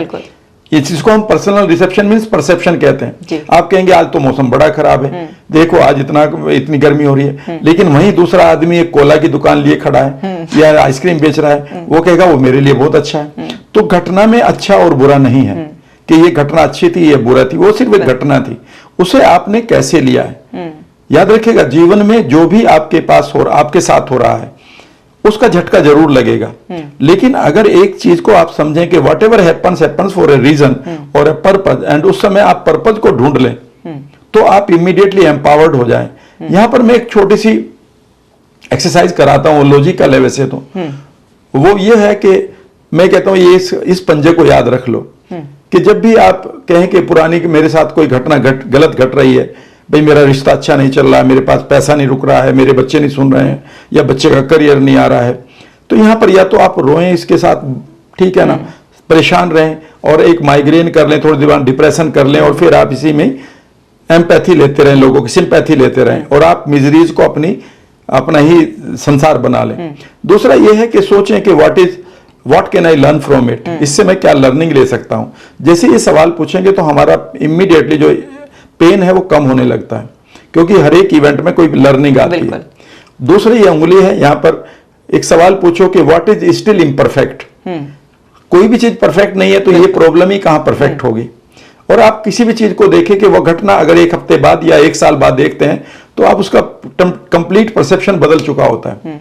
कई बार तो ये कहते हैं जो भी हुआ था अच्छा ही हुआ था उस टाइम, ठीक है ना। तो अभी भी इसमें क्या इम्परफेक्ट है, अगर आप पाएंगे कि जैसे इसमें तो अभी भी मैं बहुत सारी चीजें कर सकता हूं, तो ये तीसरी उंगली है, इसे याद करना है कि now what can I do. और आपका जो डूज है वो कम से कम 30 तैयार होने चाहिए, 25-30। I can do this thing, I still can do this thing, I can do this thing, I can do this thing. Yes, और ये लिखना होता है, क्योंकि जब आप लिखेंगे, when you think you must ink it also. और एक चौथी है कि अब मुझे क्या नहीं करना है, क्योंकि जो लर्निंग ली है वो आपको ये भी बताए कि आपको क्या नहीं करना है। जब आप आप डॉक्टर्स कहते हैं कि भाई आपको जुकाम हुआ है तो आपको ठंडा नहीं खाना है, ये भी बताते हैं बिल्कुल। और फिर जब आपने ये तय कर लिया है, ये आपके लिए दोनों चीज नहीं हो सकती है, छोड़ना भी आपके लिए नया हो सकता है और करना भी। अब आपको ढूंढना है कि कैसे मैं इस प्रोसेस को एंजॉय करूं।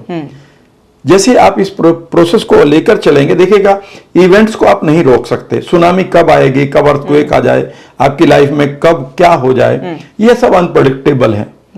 कुछ चीजें आपके हाथ में नहीं है, जिसको हम सर्कल ऑफ कंसर्न कहते हैं। सर्कल ऑफ इन्फ्लुएंस हमारे हाथ में, लेकिन सुनामी मेरे हाथ में नहीं है। लेकिन सुनामी के बाद मैं कैसे खड़ा हूं और दूसरा आदमी कैसे खड़ा हो, इन दोनों में अप्रोच में बहुत फर्क है। तो वो आपके हाथ में है, यही आपकी रेस्पॉन्सिबिलिटी है और यही आपकी प्रोग्रामिंग ऑफ माइंड है कि how you take the things. कई बार लोग मुझसे कहते हैं कि आई हैव मिस्ड द बस, यानी कि मैंने अवसर खो दिया। तो मैंने कहा don't cry, the car is coming, वो इससे भी बढ़िया रहेगी। तो एकदम से कहते हैं रियली सर, या तो आप रोकर the bus, you have missed the bus, अब रोकर या तो कार को भी जाने दो या वेट करो, शायद कार आ रही है। Everything happens for a good purpose. So sir, आपका ये मतलब है कि इवेंट्स तो हमारे कंट्रोल से हमेशा बाहर ही है, चाहे वो टफ टाइम जैसे कोविड भी आया, तो उसमें भी क्या था कि बहुत सारे लोगों के साथ बहुत बड़ी मिसहैपनिंग हुई, लेकिन कुछ लोगों के साथ उस कोविड में भी बहुत हुआ, उनका बिजनेस ग्रो कर गया। बहुत सारे लोगों ने अलग अलग तरीके से इंटरप्रेट किया कोविड को भी, किसी के लिए ब्लेसिंग हो गया, जैसे ऑनलाइन पेमेंट्स का बहुत ट्रेंड आ गया, ऑनलाइन लोगों ने इम्यूनिटी को बढ़ाना सीख लिया, इम्यूनिटी को बढ़ाना सीख लिया लोगों ने, और कैसे एडवर्स सिचुएशन को फेस करते हैं, वो सबकी भी कैपेसिटी, मेंटल कैपेसिटी भी बढ़ी है लोगों की। सो कोई भी इवेंट हो या कोई भी सिचुएशन हो, हम उसका कैसा मीनिंग दे रहे हैं, उससे क्या सीख रहे हैं हम, और हम उसमें कि क्या हम अब कर सकते हैं, क्या स्टिल इम्परफेक्शन है हमारे पास, क्या चीज़ें भी नहीं करनी है, और अब उसके लिए क्या फीलिंग ढूंढनी है। 5 चीज़ें बताइए ना आपने। हाँ, कि वो क्या फीलिंग ढूंढनी है। लेकिन इसमें इंटरनल एक न्यूरोलॉजिकल अलाइनमेंट भी आता है। डॉक्टर ग्रेगरी बैटसन का एक मॉडल है न्यूरोलॉजिकल अलाइनमेंट, कि जब भी आप किसी भी सिचुएशन में आप उसको नया मीनिंग देना चाहते, तो एक मॉडल और भी है कि आप बेसिकली अपनी पर्पज की तरफ बढ़ते रहें, घटनाएं घटती रहेंगी, आप अपनी आइडेंटिटी पर काम करें, आपके लिए इंपॉर्टेंट क्या है लाइफ में, वैल्यूज पर काम करें, और आपके लिए कौन सी सोच अच्छी होगी, उस सोच को, उस बिलीफ सिस्टम को बनाएं, और फिर डिफाइन करें अपनी एबिलिटीज को डेवलप करना और अपने एक्शंस को बनाना। फिर आप इस एनवायरनमेंट में जिसमें आप जीते हैं, आप अपने आप को एक गोल्ड विद फ्रेग्रेंस पाएंगे, यानी कि you will become a gold with fragrance. एक ऐसा सोना बना लेंगे जहां पर खुशबू आए। इवेंट हमारे हाथ में कभी भी नहीं है, लेकिन इवेंट को हमने फिर कैसे परसीव किया है, मीनिंग देना, उसको क्या मीनिंग दिया है, और उस मीनिंग को हमारे पास हमेशा पावर होती है। डॉक्टर कशिक है तो आप जानते हैं कि उसको कभी भी बदल सकते हैं। Any time we can expand our identity, we can even transform our value system. और हमारे बिलीफ को तो रोज बदलना पड़ता है, रोज बदलते रहते हैं। बचपन में हम ये मानते थे कि 25 दिसंबर को सेंटा क्लॉज आएगा और हमें चॉकलेट मिलेगी, वो बिलीफ चला गया ना। तो ऐसे बिलीफ तो हम बहुत सारे आउटडेटेड, आउट क्लास कर चुके हैं या छोड़ चुके हैं। तो याद रखिएगा, ये आपकी रेस्पॉन्सिबिलिटी है कि आप अपने नीड्स को देखते हुए, अपने गोल्स को देखते हुए, अपने वैल्यू सिस्टम को, अपनी आइडेंटिटी सिस्टम, अपने पर्पज और अपने एक्शंस को मॉडिफाई करते रहें। वो कहते हैं ना कि परिस्थितियां में आपके पास चॉइस होती है, आप बिखर भी सकते हैं और आप निखर भी सकते हैं। आप मीनिंग कैसा देते हैं वो बहुत इंपॉर्टेंट होता है उस टाइम पर। और जैसे आपने बताया कि हम जब छोटे होते हैं तो बहुत सारे बिलीफ होते हैं, और धीरे धीरे कुछ तो अवेयरनेस के साथ साथ बदलते चले जाते हैं, और कुछ जो हार्ड कोर हमारे कोर बिलीफ बन जाते हैं, जो इतना रीइंफोर्समेंट हुआ हुआ होता है, या बार बार रिपीटेड एक्सपीरियंस हो रहे हैं, या एनवायरनमेंट से कोई ना कोई आके हमारा बिलीफ को रीइंफोर्स कर देता है।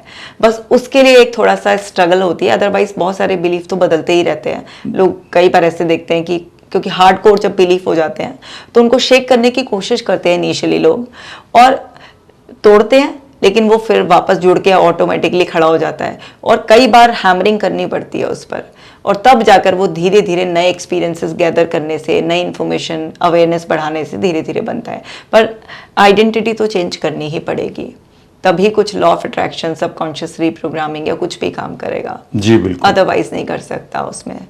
ओके, सो सर, जैसे आपने अभी बीच में अपनी बीमारियों का जिक्र किया था, और अभी आप बिल्कुल एकदम फिट, ऐसे मतलब सब कुछ ऐसे कि आपको देखकर लग नहीं सकता आपकी एज हम नहीं कैमरे पे ऐसे रिवील करेंगे, नहीं तो लोग बेहोश हो जाएंगे, शॉक में आ जाएंगे। सो मतलब आपने इतना पूरा 360 डिग्री चेंज, ये सब सबकॉन्शियस माइंड को रीप्रोग्राम करके वो करा। लोग ऐसे बोलते हैं कि अच्छा तसल्ली देने के लिए तो अच्छा होता है, लेकिन जैसे कि क्या सच में ही इससे कोई भी बीमारी ऐसे रिवर्स हो जाती है? तो मैं आपके दर्शकों को और आपको कुछ बिलीव दे के जाता हूं। जो चीज आपको नहीं पढ़ाई गई वो छुपा कर रखी गई है। हमें यही नहीं पता है कि हमारी बॉडी किस तरह से काम चलती है। अदरवाइज फॉर एग्जाम्पल आपका हर एक थॉट आपके हार्मोन को चेंज करता है। आपका हर एक थॉट आपकी ग्लैंड्स को रीडिफाइन करता है, यानी कि आपकी ग्लैंड जो आपके अंदर है, ग्रंथियां जो हार्मोन रिलीज कर रही हैं, वो लाइव एंटिटी है, वो सिर्फ मसल्स नहीं है। आपके हार्ट में पूरी मेमोरी है। लोगों का जब हार्ट ट्रांसप्लांट हुआ है 1984 से, क्लेयर सिल्विया नाम की लड़की का पहला हुआ था, और जैसे उसको होश आया था उससे पूछा क्या खाओगी, उसने कहा चिकन और बिल्कुल नॉनवेज, आई मीन बियर, जबकि वो एक रेकी हीलर थी और स्पिरिचुअल हीलर थी। और वो चौंक गई, मैं क्या मांग रही हूँ, क्योंकि जिस लड़के का वो हार्ट लगा था वो उस समय बियर पी रहा था और चिकन खा रहा था।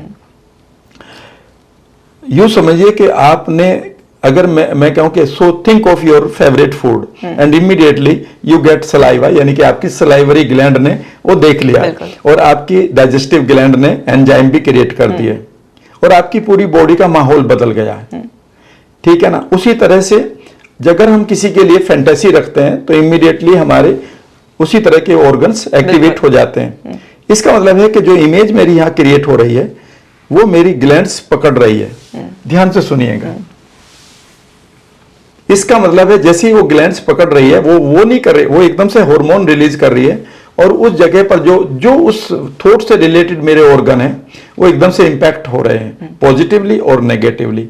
जैसे ही मैंने इस कॉन्सेप्ट को पकड़ा, जबकि ये मेडिकल साइंस में नहीं पढ़ाया जाता क्योंकि वो इनको सिर्फ ऑर्गन मानते हैं, जबकि ये ऑर्गन नहीं है, ये लाइव है सब कुछ। आपका किडनी लाइव है, आपके आपके आपके आपके लंग्स लाइव हैं, आपकी आर्टरीज लाइव हैं, आपकी आंतों पर तो पूरा का पूरा एंटेरिक नर्वस सिस्टम ईएनएस है, जिसके ऊपर मैं गट के ऊपर काम कर रहा हूं।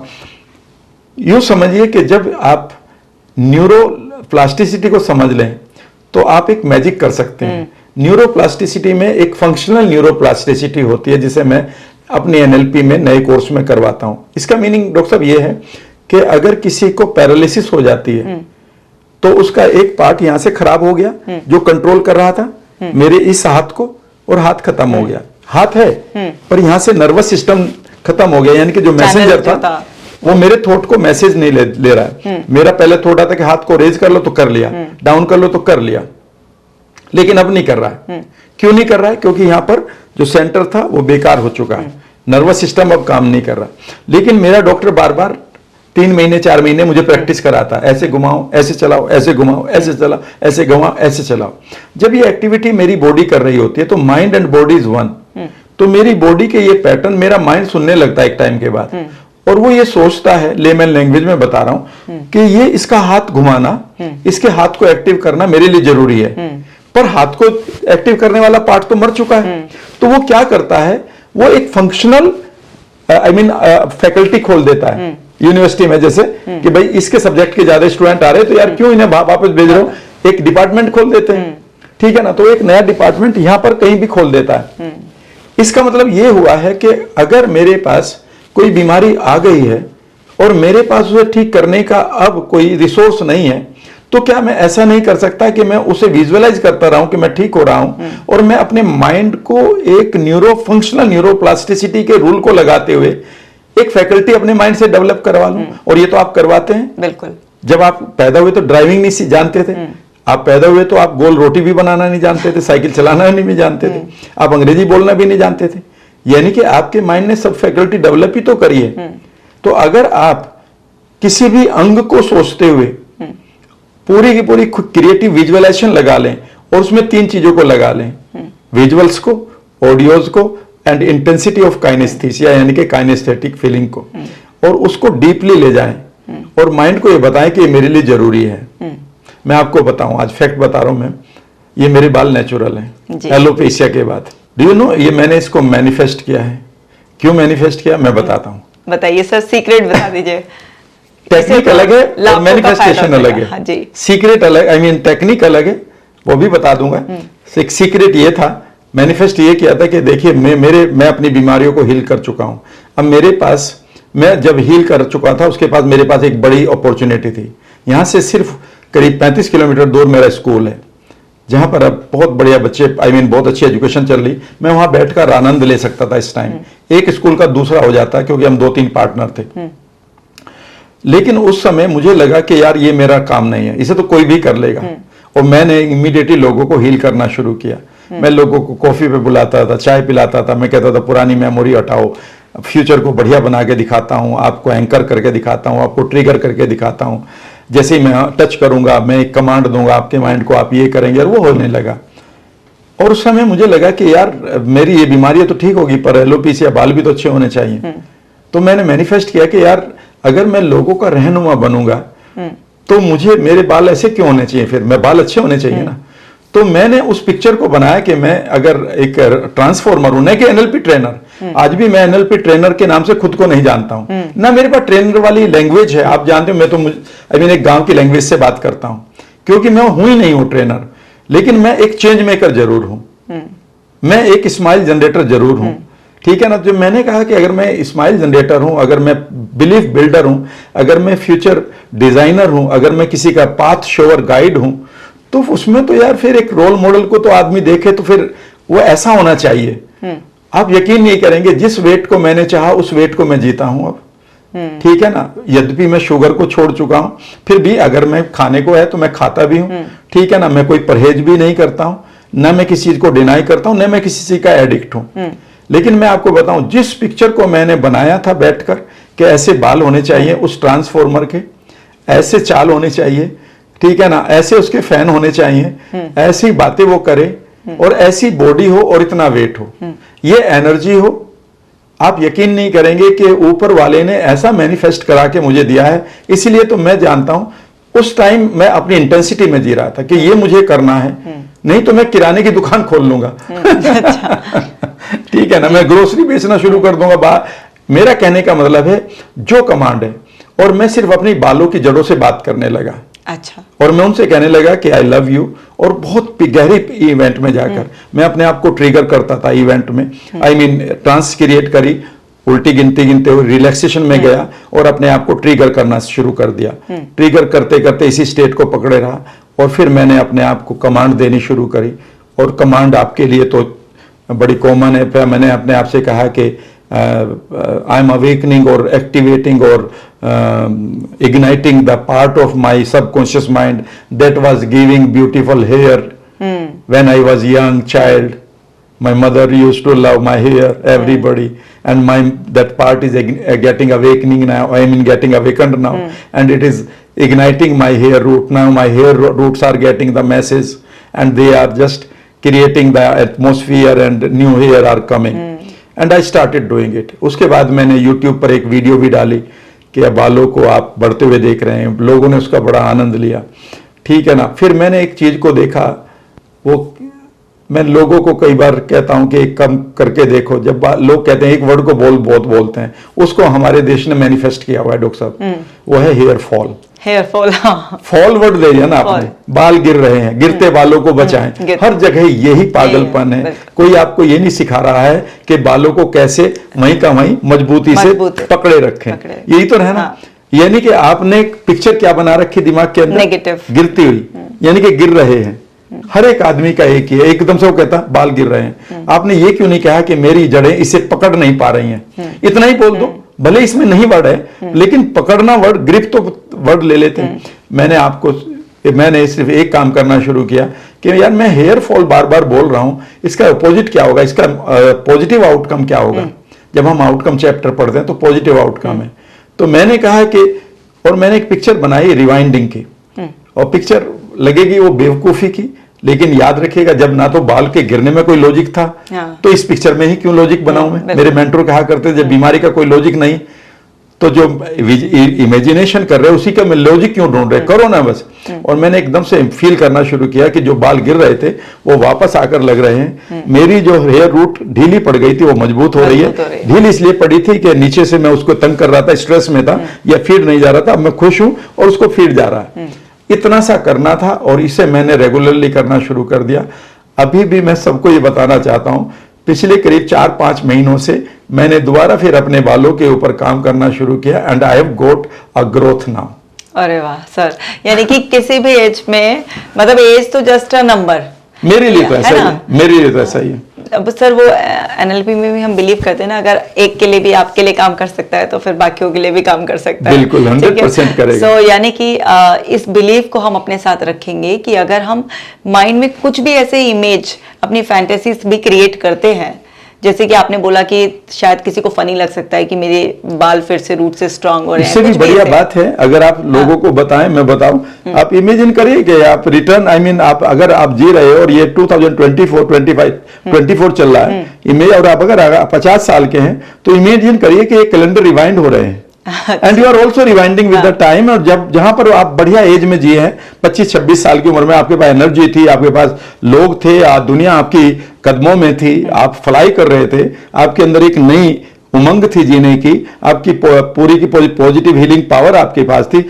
रिवाइंड करते हुए क्यों नहीं जाते उसी ईयर में और उसी जगह पर जाकर जियो ना कुछ देर के लिए। हाँ, माइंड को तो रियलिटी और इमेजिनेशन का पता ही नहीं, तो your mind is living the same hormone ना। बिल्कुल। जब भी हम कोई भी मेमोरी को रिकॉल करते हैं, चाहे वो हम कोई भी मेमोरी को रिकॉल करें, जैसे लोग भी ना पेनफुल को ज्यादातर याद करते हैं तो बार बार पेन बढ़ता रहता है। जी बिल्कुल बढ़ेगा। पेन को ना याद कर हम अगर कोई भी प्लेजरेबल या जो भी हमारी बिल्कुल हेल्दी बॉडी की इमेज थी उसको बार बार वो करेंगे, हम रिकॉल करेंगे, रीलिव करेंगे बेसिकली, तो हमारे अंदर वही हार्मोनल रश आएगा और हम वैसे ही स्ट्रांग होते चले जाएंगे। इसीलिए मैं लोगों से कहता हूं कई बार कि ये कोर्स होना चाहिए हर एक हॉस्पिटल में, कि हर एक हॉस्पिटल में कंपलसरी हो कि तुम यहाँ बैठकर सारे दिन रहोगे, उस वक्त अस्पताल के बेड पे पड़े हो, तुम्हें ये डायरी दी गई है, तुम 200 ट्रेजर्स लिखो अपनी लाइफ के, 200 ऐसी मेमोरी याद करनी है आपको जिसमें आप खुश हुए हैं। वो कहती याद ही नहीं मुझे, यही तो गड़बड़ है। आपने वो सारे रेफरेंस तो खत्म ही कर दिए, and references are the fabric of your life. आप याद करो ना कि जब छठी क्लास में आए थे आपको एक नई ड्रेस मिली थी, आपके जूते भी नए आए थे, 8वीं में आए थे तो आपको एक साइकिल भी मिली थी, एक दिन पिताजी ने इसलिए नहीं खाना खाया था कि तुम लेट हो गए थे, एक दिन माँ तुम्हारे पड़ोस में चुपचाप तुमने सुना था जब तुम्हारी बड़ाई कर रही थी वो किसी के सामने। क्या ये मोमेंट अच्छे नहीं है? इतने ही तो चाहिए जीने के लिए, इतने तो आदमी छोटा मानता है ना कि तो छोटी छोटी चीजें हैं, तो बस यही तो गड़बड़ है। वो उसे ये चाहिए कि उसको किस दिन साम्राज्य उसका तिलक हो रहा हो वो याद आएगा, नहीं। तो जब मुझे बताया गया कि तुम अपने ट्रेजर्स के साथ जीना शुरू करो, और जैसे ही वो ट्रिगर हुए वो मोमेंट, तो उस मोमेंट में जो आपके हार्मोन और आपकी इंटेलिजेंस या आपकी जो सेल का ग्रोथ थी या प्रोडक्शन थी उस टाइम की, तो आपकी सेल उस टाइम की तो मेमोरी लेंगी ना। और अगर मैं स्ट्रेस हूं इस मोमेंट पे, अगर 10 करोड़ सेल बन रही है 1 सेकंड में मेरे, और मैं तनाव में हूं, गिल्ट में हूं, तो वही तो मेमोरी लेकर पैदा हो रही है वो सेल, वही तो जमावड़ा हो रहा है। बिल्कुल। अब मैं कई बार लोगों से कहता हूं कि एक वार वेटरन को जब ये बताया गया कि तुम्हारी उम्र सिर्फ 18 महीने है और तुम्हें लंग कैंसर हो गया, साइंस ऑफ इमोशन में डॉक्टर फैद बशीर ने किताब में लिखा है, और तो वो अपने गांव चला गया, अमेरिका छोड़ दिया, उन्होंने कहते तो दूसरे शायद वेस्ट इंडीज वगैरह में किसी टापू पर वो चला गया। उसने कहा अपने बेटे से, भाई ये तुम अपना रहो और मैं तो अपने वहां जाकर, I want to be buried there, मैं चाहता हूं कि मैं अपने गांव में ही मरूं और वहीं दफनाया जाऊं। और वो अपने गांव चला गया, 50 साल का वॉर वेटरन था और उसको लंग कैंसर था और उसकी मैक्सिमम उम्र 22-23 महीने बताई गई। और वहां जाती वो अपने गांव गया, वही लोग मिले, वही उनकी पार्टी हुई, रोजाना पार्टी, वही डांस, वही म्यूजिक, वही खेत, वही पानी, वही हवा, ठीक है ना, वही उनकी आवाजें पुरानी जो थी वो एंकरिंग हो गई, वो एंकर तो पड़ा ही था, वो सारे के सारे एंकर वापस आने लगे, उसके अंदर नया हार्मोन आ गया। क्या बिलीव कर सकते हैं, जब वो 20-25 साल हो गए उसे याद आया तो यहाँ मरने के लिए आया था। बिल्कुल। Then he went back to California कि उन डॉक्टर के पास जाए वो, कि उनसे उनको बताया कि मैं अभी जिंदा हूं, एंड फाउंड कि वहां कोई डॉक्टर अवेलेबल नहीं उस जिन्होंने बताया था। तो याद रखिएगा, ये जितने भी आपके पास खूबसूरत ट्रिगर हैं बचपन के, इन्हें आप ट्रेजर माने, ये आपका खजाना है, इनको लिख कर रखें। मैं कई बार लिखता रहता हूं, जब भी आपके पुराने मित्र मिले, पुराना रिलेटिव कोई आ जाए, उसके धीरे से उससे बात करो, उस दिन क्या हुआ था, हम हंसे थे, ये थे, वो थे, and it gives you a new feeling, क्योंकि उस समय आपका माइंड उस मोमेंट को जी रहा है। बिल्कुल। और जैसे ही आपका माइंड उस मोमेंट को जी रहा है, तो डॉक्टर कशिका फिर आपकी ग्लैंड भी तो उसी मोमेंट को जी रही है ना। बिल्कुल। और उस मोमेंट में जो ग्लैंड जी रही हैं खुशी में, वही तो हार्मोन रिलीज करेंगे, और वही तो हार्मोन आपकी सेल पर जाकर आपकी सेल को रिन्यू करेंगे। बिल्कुल। सो सर, यही हम जैसे हमारे पास जो सफरर आते हैं, डिफरेंट इश्यूज लेकर आते हैं, तो उनको बोलते हैं कि जब आपकी लाइफ से ये इशू गायब हो जाएगा तो आप क्या कर रहे होंगे, सुनो अपने कानों में आवाज, देखो वो सारे बिल्कुल एकदम से इमेजेस क्रिएट करो और उसको ऐसे फील करो जैसे वो अभी हो रहा है। Yes. एकदम से बिल्कुल अभी इस मोमेंट में जी लो। अपने अंदर के एक एक सेल को ये मैसेज पहुंचा दो कि ये मेरी रियलिटी है। इतना ज्यादा इंटेंसिटी के साथ उसको जियो, देखो जो देख सकते हो, सुनो जो सुन सकते हो, और फील करो वो सब चीजें। Exactly. और उससे क्या होता है कि उनके अंदर वो एकदम से पॉजिटिव चेंजेस आते हैं, पूरा का पूरा उनके नए पैटर्न्स। Exactly. उसमें क्या है, हमारे पास इतने न्यूरॉन्स हैं, हम अगर 80 साल में 90 साल में भी कुछ भी नया सीखना चाहें तो वो इसीलिए तो हम सीख पाते हैं ना, क्योंकि हमारे पास Exactly. इतने न्यूरॉन्स हैं। न्यूरोप्लास्टिसिटी तो कभी भी पॉसिबल है हमेशा। तो उसमें हम कहते हैं कि आप वो इतना एक्सपीरियंस दो कि यहाँ पर वही एक्सपीरियंस भर जाए। जैसे आपने बहुत अच्छी बात कही कि पास की छोटी छोटी चीज भी, कि आपने कभी दोस्तों के साथ जाकर मतलब ट्रीट भी एक करा था, बहुत छोटा सा इवेंट। हाँ, यही है। फादर ने लाके कुछ दिया, मदर ने कुछ लाकर दिया, उसे तो ग्रेटिट्यूड बनाओ, उसको पूरा का पूरा पॉजिटिव इवेंट्स रिकॉल करो और नया क्रिएट करो, क्योंकि न्यूरोप्लास्टिसिटी से सब चीजें पॉसिबल है। और अंदर के सिस्टम को ये बोल दो भाई बहुत सब फर्स्ट क्लास है। मैं सब बढ़िया एक है। ही तो पिक्चर बनवाता हूं। हाँ। मैं जब भी मैं अपनी भी पिक्चर बना, if this ends how will you look, what will you listen and how will you feel. बिल्कुल। बेसिकली आपके पास आउटकम इमेज ही अवेलेबल नहीं है, इसीलिए तो आप चैलेंजिंग इमेज के साथ जी रहे हो। बिल्कुल। आप इस शहर में इसलिए परेशान हैं क्योंकि आपको ये नहीं पता मुझे जाना कहाँ है, और आप इस टाइम इन विंडो पर खड़े हुए कह रहे हो मुझे इस शहर में नहीं रहना। हाँ। अब वो टिकट कहाँ का दे आपको? तो ये हर एक आदमी का, भाई मुझे ये बीमारी नहीं चाहिए, हाँ। मुझे ये कैंसर नहीं चाहिए, मुझे डिप्रेशन नहीं चाहिए, चाहिए क्या ये पता नहीं। तो वो आउटकम इमेज ही लोगों के पास नहीं है। उस आउटकम इमेज की कमी ही बेसिकली डिजीज है। बिल्कुल बिल्कुल सर, क्योंकि इससे गोल तो बना लेते हैं लोग, लेकिन उसका आउटकम के बारे में बिल्कुल स्पेसिफिक स्ट्रक्चर उनका क्लियर नहीं होता। तो गोल का जब तक पूरा आउटकम क्लियर नहीं होगा, आपका पूरा एक स्ट्रक्चर ना पूरा का पूरा क्लियर होना चाहिए। क्लियर नहीं होगा जब तक आपका दिमाग वंडर करता रहेगा क्या चाहिए क्या चाहिए क्या चाहिए, क्योंकि वो एक वेग हो जाएगा। लेकिन जितना स्पेसिफिक होगा उतना जल्दी वो अट्रैक्ट कर लेगा उसे, मतलब वो चीज हो जाएगी आपके साथ। और आपको मालूम है जो वेगस नर्व का जो कॉन्सेप्ट आ रहा है, वेगस नर्व का मीनिंग वांडरर ही है, वो घूम रही है। बिल्कुल। और वो वेग आइडिया को लेकर बेकार हो जाती है। इसलिए जितना आप स्पेसिफिक रखेंगे, how will you look when you achieve it, what will you listen, how will you feel, उसकी इंटेंसिटी फीलिंग की, उन इमेजेस की इंटेंसिटी, उनकी आवाजें जैसे ही आप उनको क्रिएट करते हैं, आप ब्रेन स्टेम से अपने इस नर्व को एक्टिवेट कर देते हैं, और वो आपकी पूरे के पूरे सेल्स को, आपके ऑर्गन्स को उसी तरह से मैसेज देता है जो आप यहाँ पर सोच रहे होते हैं। यहाँ पर अगर मैंने सोचा आई एम मिजरेबल और मेरे पास निकलने का कोई तरीका ही नहीं लाइफ में, तो याद रखिएगा आपकी वेगस नर्व इसी चीज को देकर आपके ऑर्गन को दे देगी। फिर ऑर्गन यही पूछेंगे कि फिर इट इज वर्थ लिविंग और वर्थ डाइंग, और मिजरी कह रही है कि it is not worth living. तो वर्थ लिविंग का उल्टा वो सुन रहे हैं that is worth dying, and immediately people get the non curable disease. इसीलिए लोगों के पास नॉन क्योरेबल डिजीज आ जाती है, क्योंकि आपने आवाज ये क्रिएट कर दी कि मैं जीने योग्य नहीं हूं। बेसिकली ये लायक होने का ही तो मसला है। बिल्कुल। बिकॉज हम ये मानते हैं कि मेरी वर्थ ही खत्म हो गई है, सेल्फ वर्थ। बिल्कुल। सबसे बड़ी बात ये है कि लोग बहुत वेग बोलते हैं। जैसे अगर कोई प्रॉब्लम बता दे तो बोलते हैं मेरी लाइफ में बहुत दुख है, उन्होंने मुझे बहुत परेशान कर रखा है। तो ना तो उन्होंने कौन है वो, और ना ही कैसे परेशान कर रखा है। तो नेगेटिव में भी ऐसे, और बिल्कुल, और पॉजिटिव में भी ऐसे, मुझे जिंदगी बहुत बढ़िया चाहिए। भाई what do you mean by बढ़िया? तो बढ़िया से क्या मतलब है? So you need to be very specific. तो वो स्पेसिफिक नहीं होते हैं, इसलिए लोग ज़्यादा बड़ा दुख को बहुत पहाड़ बना लेते हैं, और जो खुशी चाहिए होती है उसे ढूंढते रहते हैं, क्योंकि पूरा का पूरा स्ट्रक्चर ही क्लियर नहीं है कि मतलब क्या है भाई कहने का। तो वो जो आप वेग लैंग्वेज, बिल्कुल वेग लैंग्वेज, कंप्लीट वेग लैंग्वेज। मुझे जीवन में कुछ करना है जिससे मुझे जीवन अच्छा बन जाए, कुछ नहीं पता क्या करना है, वेग लैंग्वेज से कुछ नहीं हो सकता, कुछ नहीं है।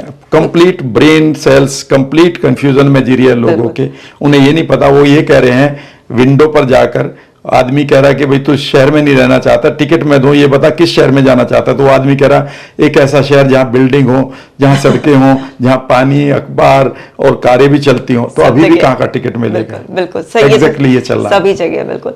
और इसीलिए फाइट फ्लाइट मोड में ज्यादा रहते हैं ना, सिंपैथेटिक नर्वस सिस्टम में मोस्ट ऑफ द टाइम रहते हैं। पैरासिम्पैथेटिक में शिफ्ट करने के लिए उनको मेडिटेशन, ब्रीदिंग या अलग रिलैक्सेशन टेक्निक्स कराई जाती हैं। एंड वो भी कई बार उन्हें बड़ा बर्डन सा लगता है कि सिंपैथेटिक से पैरासिम्पैथेटिक में शिफ्ट होना और फिर मेहनत करनी पड़ेगी, जबकि ये तो हमारा नेचुरल स्टेट है। बच्चों का देखो, वो मस्ती में ऐसे रहते हैं, लेकिन हम धीरे धीरे अपने आप को बिगाड़ ही लेते हैं बेसिकली पूरी तरह से। जो हमारा डर है, आज जो हमें सर ने समझाया कि कोई भी चीज़ ऐसे ही मैनिफेस्ट नहीं हो जाएगी कि जैसे दिमाग में आई कि एकदम मैनिफेस्ट हो गई। कोई आया भी है तो वो मैसेंजर है, उससे मैसेज ले लो और उसे टाटा बाय बाय कर दो। हाँ, उससे पूछ लो कि मैसेज नहीं है तो फिर जाओ यहाँ से भी। Postman is not welcome every time, वो तो चिट्ठी देने की तो आ रहा है। तो यानी कि लॉ ऑफ अट्रैक्शन, सबकॉन्शियस की रिप्रोग्रामिंग से डरने की कोई जरूरत नहीं है। नहीं, बस हमें क्लियरली पता होना चाहिए, मेंटल मूवी बना लें और पूरा स्पेसिफिक आउटकम के साथ अपने आप को रिलैक्स रखते हुए जो चाहें वो कर लें। जैसे कि आपने अपने बाल उगा लिए, जैसे कि आपने इतना अपने आप को फिट रखा हुआ है, मतलब डिजायर्ड लाइफ जी रहे हैं आप अपनी, बिल्कुल ऐसे। तो ऐसे सभी जी सकते हैं बहुत अच्छी तरीके से। तो चाहे बीमारी होंगी फिजिकल, चाहे आपकी मेंटल बीमारी होंगी, वो भी जाएंगी एंड आप अपने सपनों की लाइफ जिएंगे। तो सर जाते जाते हम आपसे एक दो सवाल पूछना जरूर चाहेंगे, सभी लोग क्यूरियस हैं जैसे। तो सर जैसे आपने ये तो बता ही दिया कि आपने अपनी प्रॉब्लम्स इतनी सारी थी, एक दो नहीं कई सारी प्रॉब्लम थी, बड़ी यंग एज में ही आपको आ गई थी, आपने बिल्कुल दूर कर लिया। तो आप रेगुलर प्रैक्टिस भी करते हैं उनकी मेंटेन करने के लिए, या बस हो गया डन तो अब हो गया? नहीं, कुछ चीजें ऐसी थी जिसमें फॉर एग्जांपल पेनफुल मेमोरीज अगर जितनी हैं, लोग उन्हें एक बार सीख लें एनएलपी करने की तो वो पुरानी एक बार में ही हो जाती हैं। हाँ, वो तो सर कई बार फिर लेयर्स में आती रहती है, उन्हें कर लेते हैं। उसी तरह से जो अनवांटेड आवाजें भरी पड़ी हैं वो कई बार सरफेस पे आती रहती हैं, उन्हें म्यूट करना सीख सकते हैं आप। फिर ऐसी है आपकी एंजाइटी जो है आपकी पूरी बॉडी में, किसी को लग रहा है घुटन हो रही है, किसी को ऐसा लग रहा है चक्कर आ रहे हैं, किसी को लग रहा है हथौड़े बज रहे हैं, किसी को लग रहा है पत्थर भरे पड़े हैं, किसी को लगता है कि मेरा तो पूरा गला ही भरा पड़ा है, या मुझे तार खींच के ऐसा लग रहा है कि यहाँ पर कोई मेरा गला घोट रहा है, या बटरफ्लाई चल रही है, ऐसा लग रहा है कोई चाकू मार, ऐसी फीलिंग आती है लोगों को। इनको भी आप इजीली विद इन 1 वीक खत्म कर सकते हैं। फिर अगर कोई पीछे से लेयर आ रही है तो ठीक कर सकते हैं। अब उसके बाद जो दूसरी बात बचती है कि आपने जो बेसिक काम कर लिया, यानी कि अब आपने मकान बना लिया और मकान में आप रहने लगे हो, सब कुछ ठीक है। फिर आपको पता है कि कभी विंडो खराब हो रही है, तो कभी आपका टैप खराब हो रहा है, तो कभी आपको पर्दे बदलने हैं। उसी तरह से फिर हमारी लाइफ में आता है कि यार आज 2 दिन से बढ़िया नींद नहीं आ रही है, चलो एक काम कर लेते हैं कि हो सकता है कि अननोन कोई रीजन पड़ा हो, मैं सिंपैथेटिक को पूरी तरह से पैरासिम्पैथेटिक में बदलने के लिए एक छोटा सा काम कर लेता हूं कि अपनी इमेजेस को एक बार और बढ़िया तरीके से देख लेता हूं। इसमें सबसे बढ़िया बात एक टेक्निक है जो मेरे सभी दर्शक भी कर सकते हैं। वो टेक्निक ये है डॉक्टर कशिका, वो मेरे मेंटोर ने बताई थी, वो एनएलपी से परे है, लेकिन उसमें एनएलपी मैंने लगाई। उसने कहा कि you are always wise for others. आप जब भी वाइज हैं तो दूसरों के लिए हैं। दूसरों के लिए। कई बार अपना जुकाम ठीक नहीं होता, पर दूसरों को बताते हैं कि जोशांदा पिया करो। तो उसमें उन्होंने कहा है कि जब भी आप अपने आप को बेहतर बनाना चाहें तो आप अदर यू में जाकर देखें और फिर दोनों हाथों को ऐसे रखें और देखें कि अदर यू में जब आप देख रहे हैं और पिछले कुछ दिनों से उस अदर यू को देखें कि वो किस चीज से परेशान है, ठीक है ना, और क्या उसे चाहिए। तो 2 पार्ट वहां पर नजर आएंगे, एक सफरर, एक विक्टिम है, और एक जो रेस्क्यू चाहता है, ये जो जीना चाहता है, वो तुम ही हो। और उनके साथ बढ़िया तरीके से उन्हें लाओ कि या इमेजिन करो कि 2 चेयर बैठी है, उनसे दोनों से ही बात कर लो आप कि भाई तुम जो परेशान हो या परेशान कर रहे हो, तुम्हारी क्या पॉजिटिव इंटेंशन है और तुम्हारी क्या पॉजिटिव इंटेंशन है। वो तो पॉजिटिव इंटेंशन ये है कि वो जीना चाहता है, वो परिवार के लिए जीना चाहता है, लेकिन वो जो परेशान है वो भी उसकी भी कोई पॉजिटिव इंटेंशन मिलेगी और वो ह्यूमन नीड ही आती है। या तो कोई पेन है जिससे रिलीफ चाहता है, वो सिग्निफिकेंस चाहता है, या बीइंग लव्ड है, यही 3 यूजुअली ह्यूमन नीड की बात करते हैं। वर्ड अलग अलग आते हैं, ठीक है ना। तो इन दोनों का इंटीग्रेशन करा दो, जिनको दोनों को एक साथ बैठाकर इनकी दोस्ती करा दो और इन्हें फिर एक्सेप्ट कर लो। जैसे 2 बेटे लड़ रहे थे और वो अब शांत होकर बाप उनको गले लगा लेता है, तो आपका जो इंटरनल वर्ल्ड है वो एकदम से शांत हो जाता है। कई बार आप डिसइंटीग्रेटेड थॉट के साथ भी मेडिटेट नहीं कर पाते हो जब तक उनको आप सेटल डाउन नहीं करते हो। इतना मैं करता हूँ और इतना कई बार होता रहता है, लोग अपनी परेशानी, आप भी एक साइकोलॉजिस्ट हैं तो लोग अपनी परेशानी बताते हैं तो कई बार हम उन्हें ले भी लेते हैं, ठीक है ना, हमारी नींद भी खराब हो जाती है, ठीक है ना, तो उसको भी फिर बाहर निकालना होता है, कैथार्टिक एक्सपीरियंस करना पड़ता है, ये अपने ऊपर देखना पड़ता है कि मैं चारों तरफ से एक बबल में हूँ और वो इंटेंशन प्रोटेक्शन है, नहीं तो ट्रांसफरेंस होने की गड़बड़ रहते, ऐसा ना लगे कि हम ही उसको रिलेट कर गए। और कुछ नहीं, बाकी जो भी मैं अपने अंदर बदलाव चाहता हूं उसे मैं फ्रंटल लोब पर लाकर उस इमेज को पूरी तरह से एक्टिवेट करके इंटेंसिटी के साथ एंजॉय करता हूं।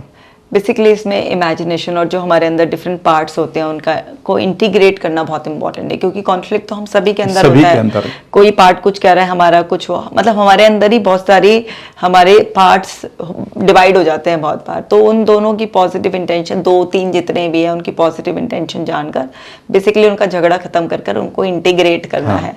और कुछ चीज़ें ऐसी हैं जो एक गो में चली जाएंगी और कुछ ऐसी हैं जो थोड़ा थोड़ा करके नॉक करती रहेंगी, उन्हें बार बार कहना you are not welcome, you are not welcome, repeatedly ऐसे बोलना होगा। एंड कुछ समय बाद वो समझ जाएंगी कि भाई ये दरवाजा तो खुलेगा ही नहीं, अब यहाँ से जाने में ही भलाई है। मतलब वो रिपीटेशन मांगती है, क्योंकि कुछ जो बहुत इंटेंस ट्रिगर आपके अंदर सेट है और जो बहुत ही ज्यादा पेनफुल मेमोरी है, तो कई बार ये बड़ा हार्ड होता है कि एक ही बार में वो रिलीज हो जाए। उनका कई बार मतलब रिपीटेड इस तरीके से उनको मल्टीपल टाइम्स उनको वो एड्रेस करना ही पड़ेगा उनको। और मेन बात ये है कि कॉन्फ्लिक्ट में जीने की बजाय जब भी कॉन्फ्लिक्ट हो एक क्लैरिटी ले आए, तो फिर अंदर पूरा सिस्टम, क्योंकि हम साइकोसोमेटिक है, बॉडी माइंड है, तो फिर वो आपस में एक हार्मनी में काम करने लगेंगे। exactly. बहुत ही अच्छी बात कही सर, आज आपसे बहुत कुछ सीखने के लिए मिला। और जो भी लोगों की कंफ्यूजन होते हैं ना, उनको एक क्लैरिटी चाहिए होती है। आई एम श्योर आज सारे कंफ्यूजन्स आपके दूर हो गए होंगे और बहुत क्लैरिटी आई होगी। अब बेफिक्र होकर आप लॉ ऑफ अट्रैक्शन लगाइए, सर जैसे बाल, सर जैसी स्किन, सर जैसी फिटनेस, जो है ना, आप सब कुछ अपनी लाइफ में अट्रैक्ट कीजिए और इस विश्वास के साथ कि हर चीज़ पॉसिबल है।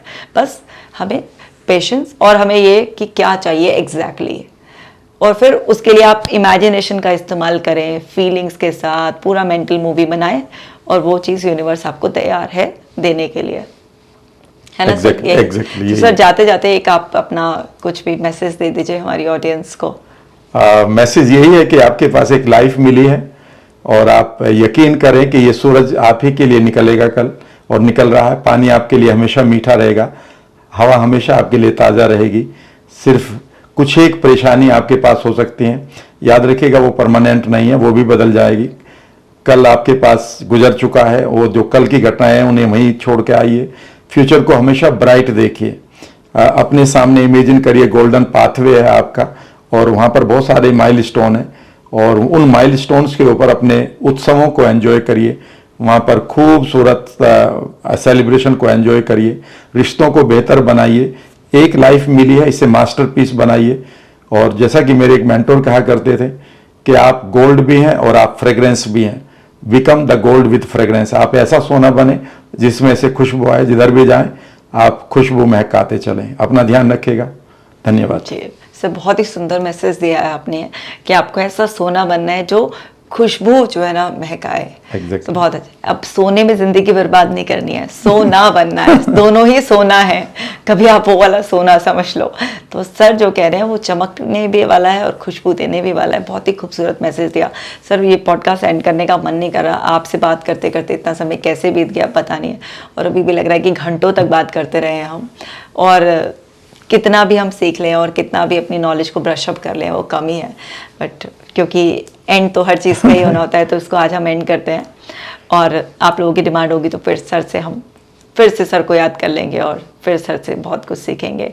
सो आप लोगों ने आज जो सीखा है उसे अपने जीवन में उतार लीजिए, क्योंकि वो आपको पूरी तरह से ट्रांसफॉर्म कर देगा और वाकई आप सोना बन के चमकेंगे भी और आप महकेंगे भी। तो आप अपना खास ख्याल रखिएगा। मिलते हैं नेक्स्ट वीडियो में।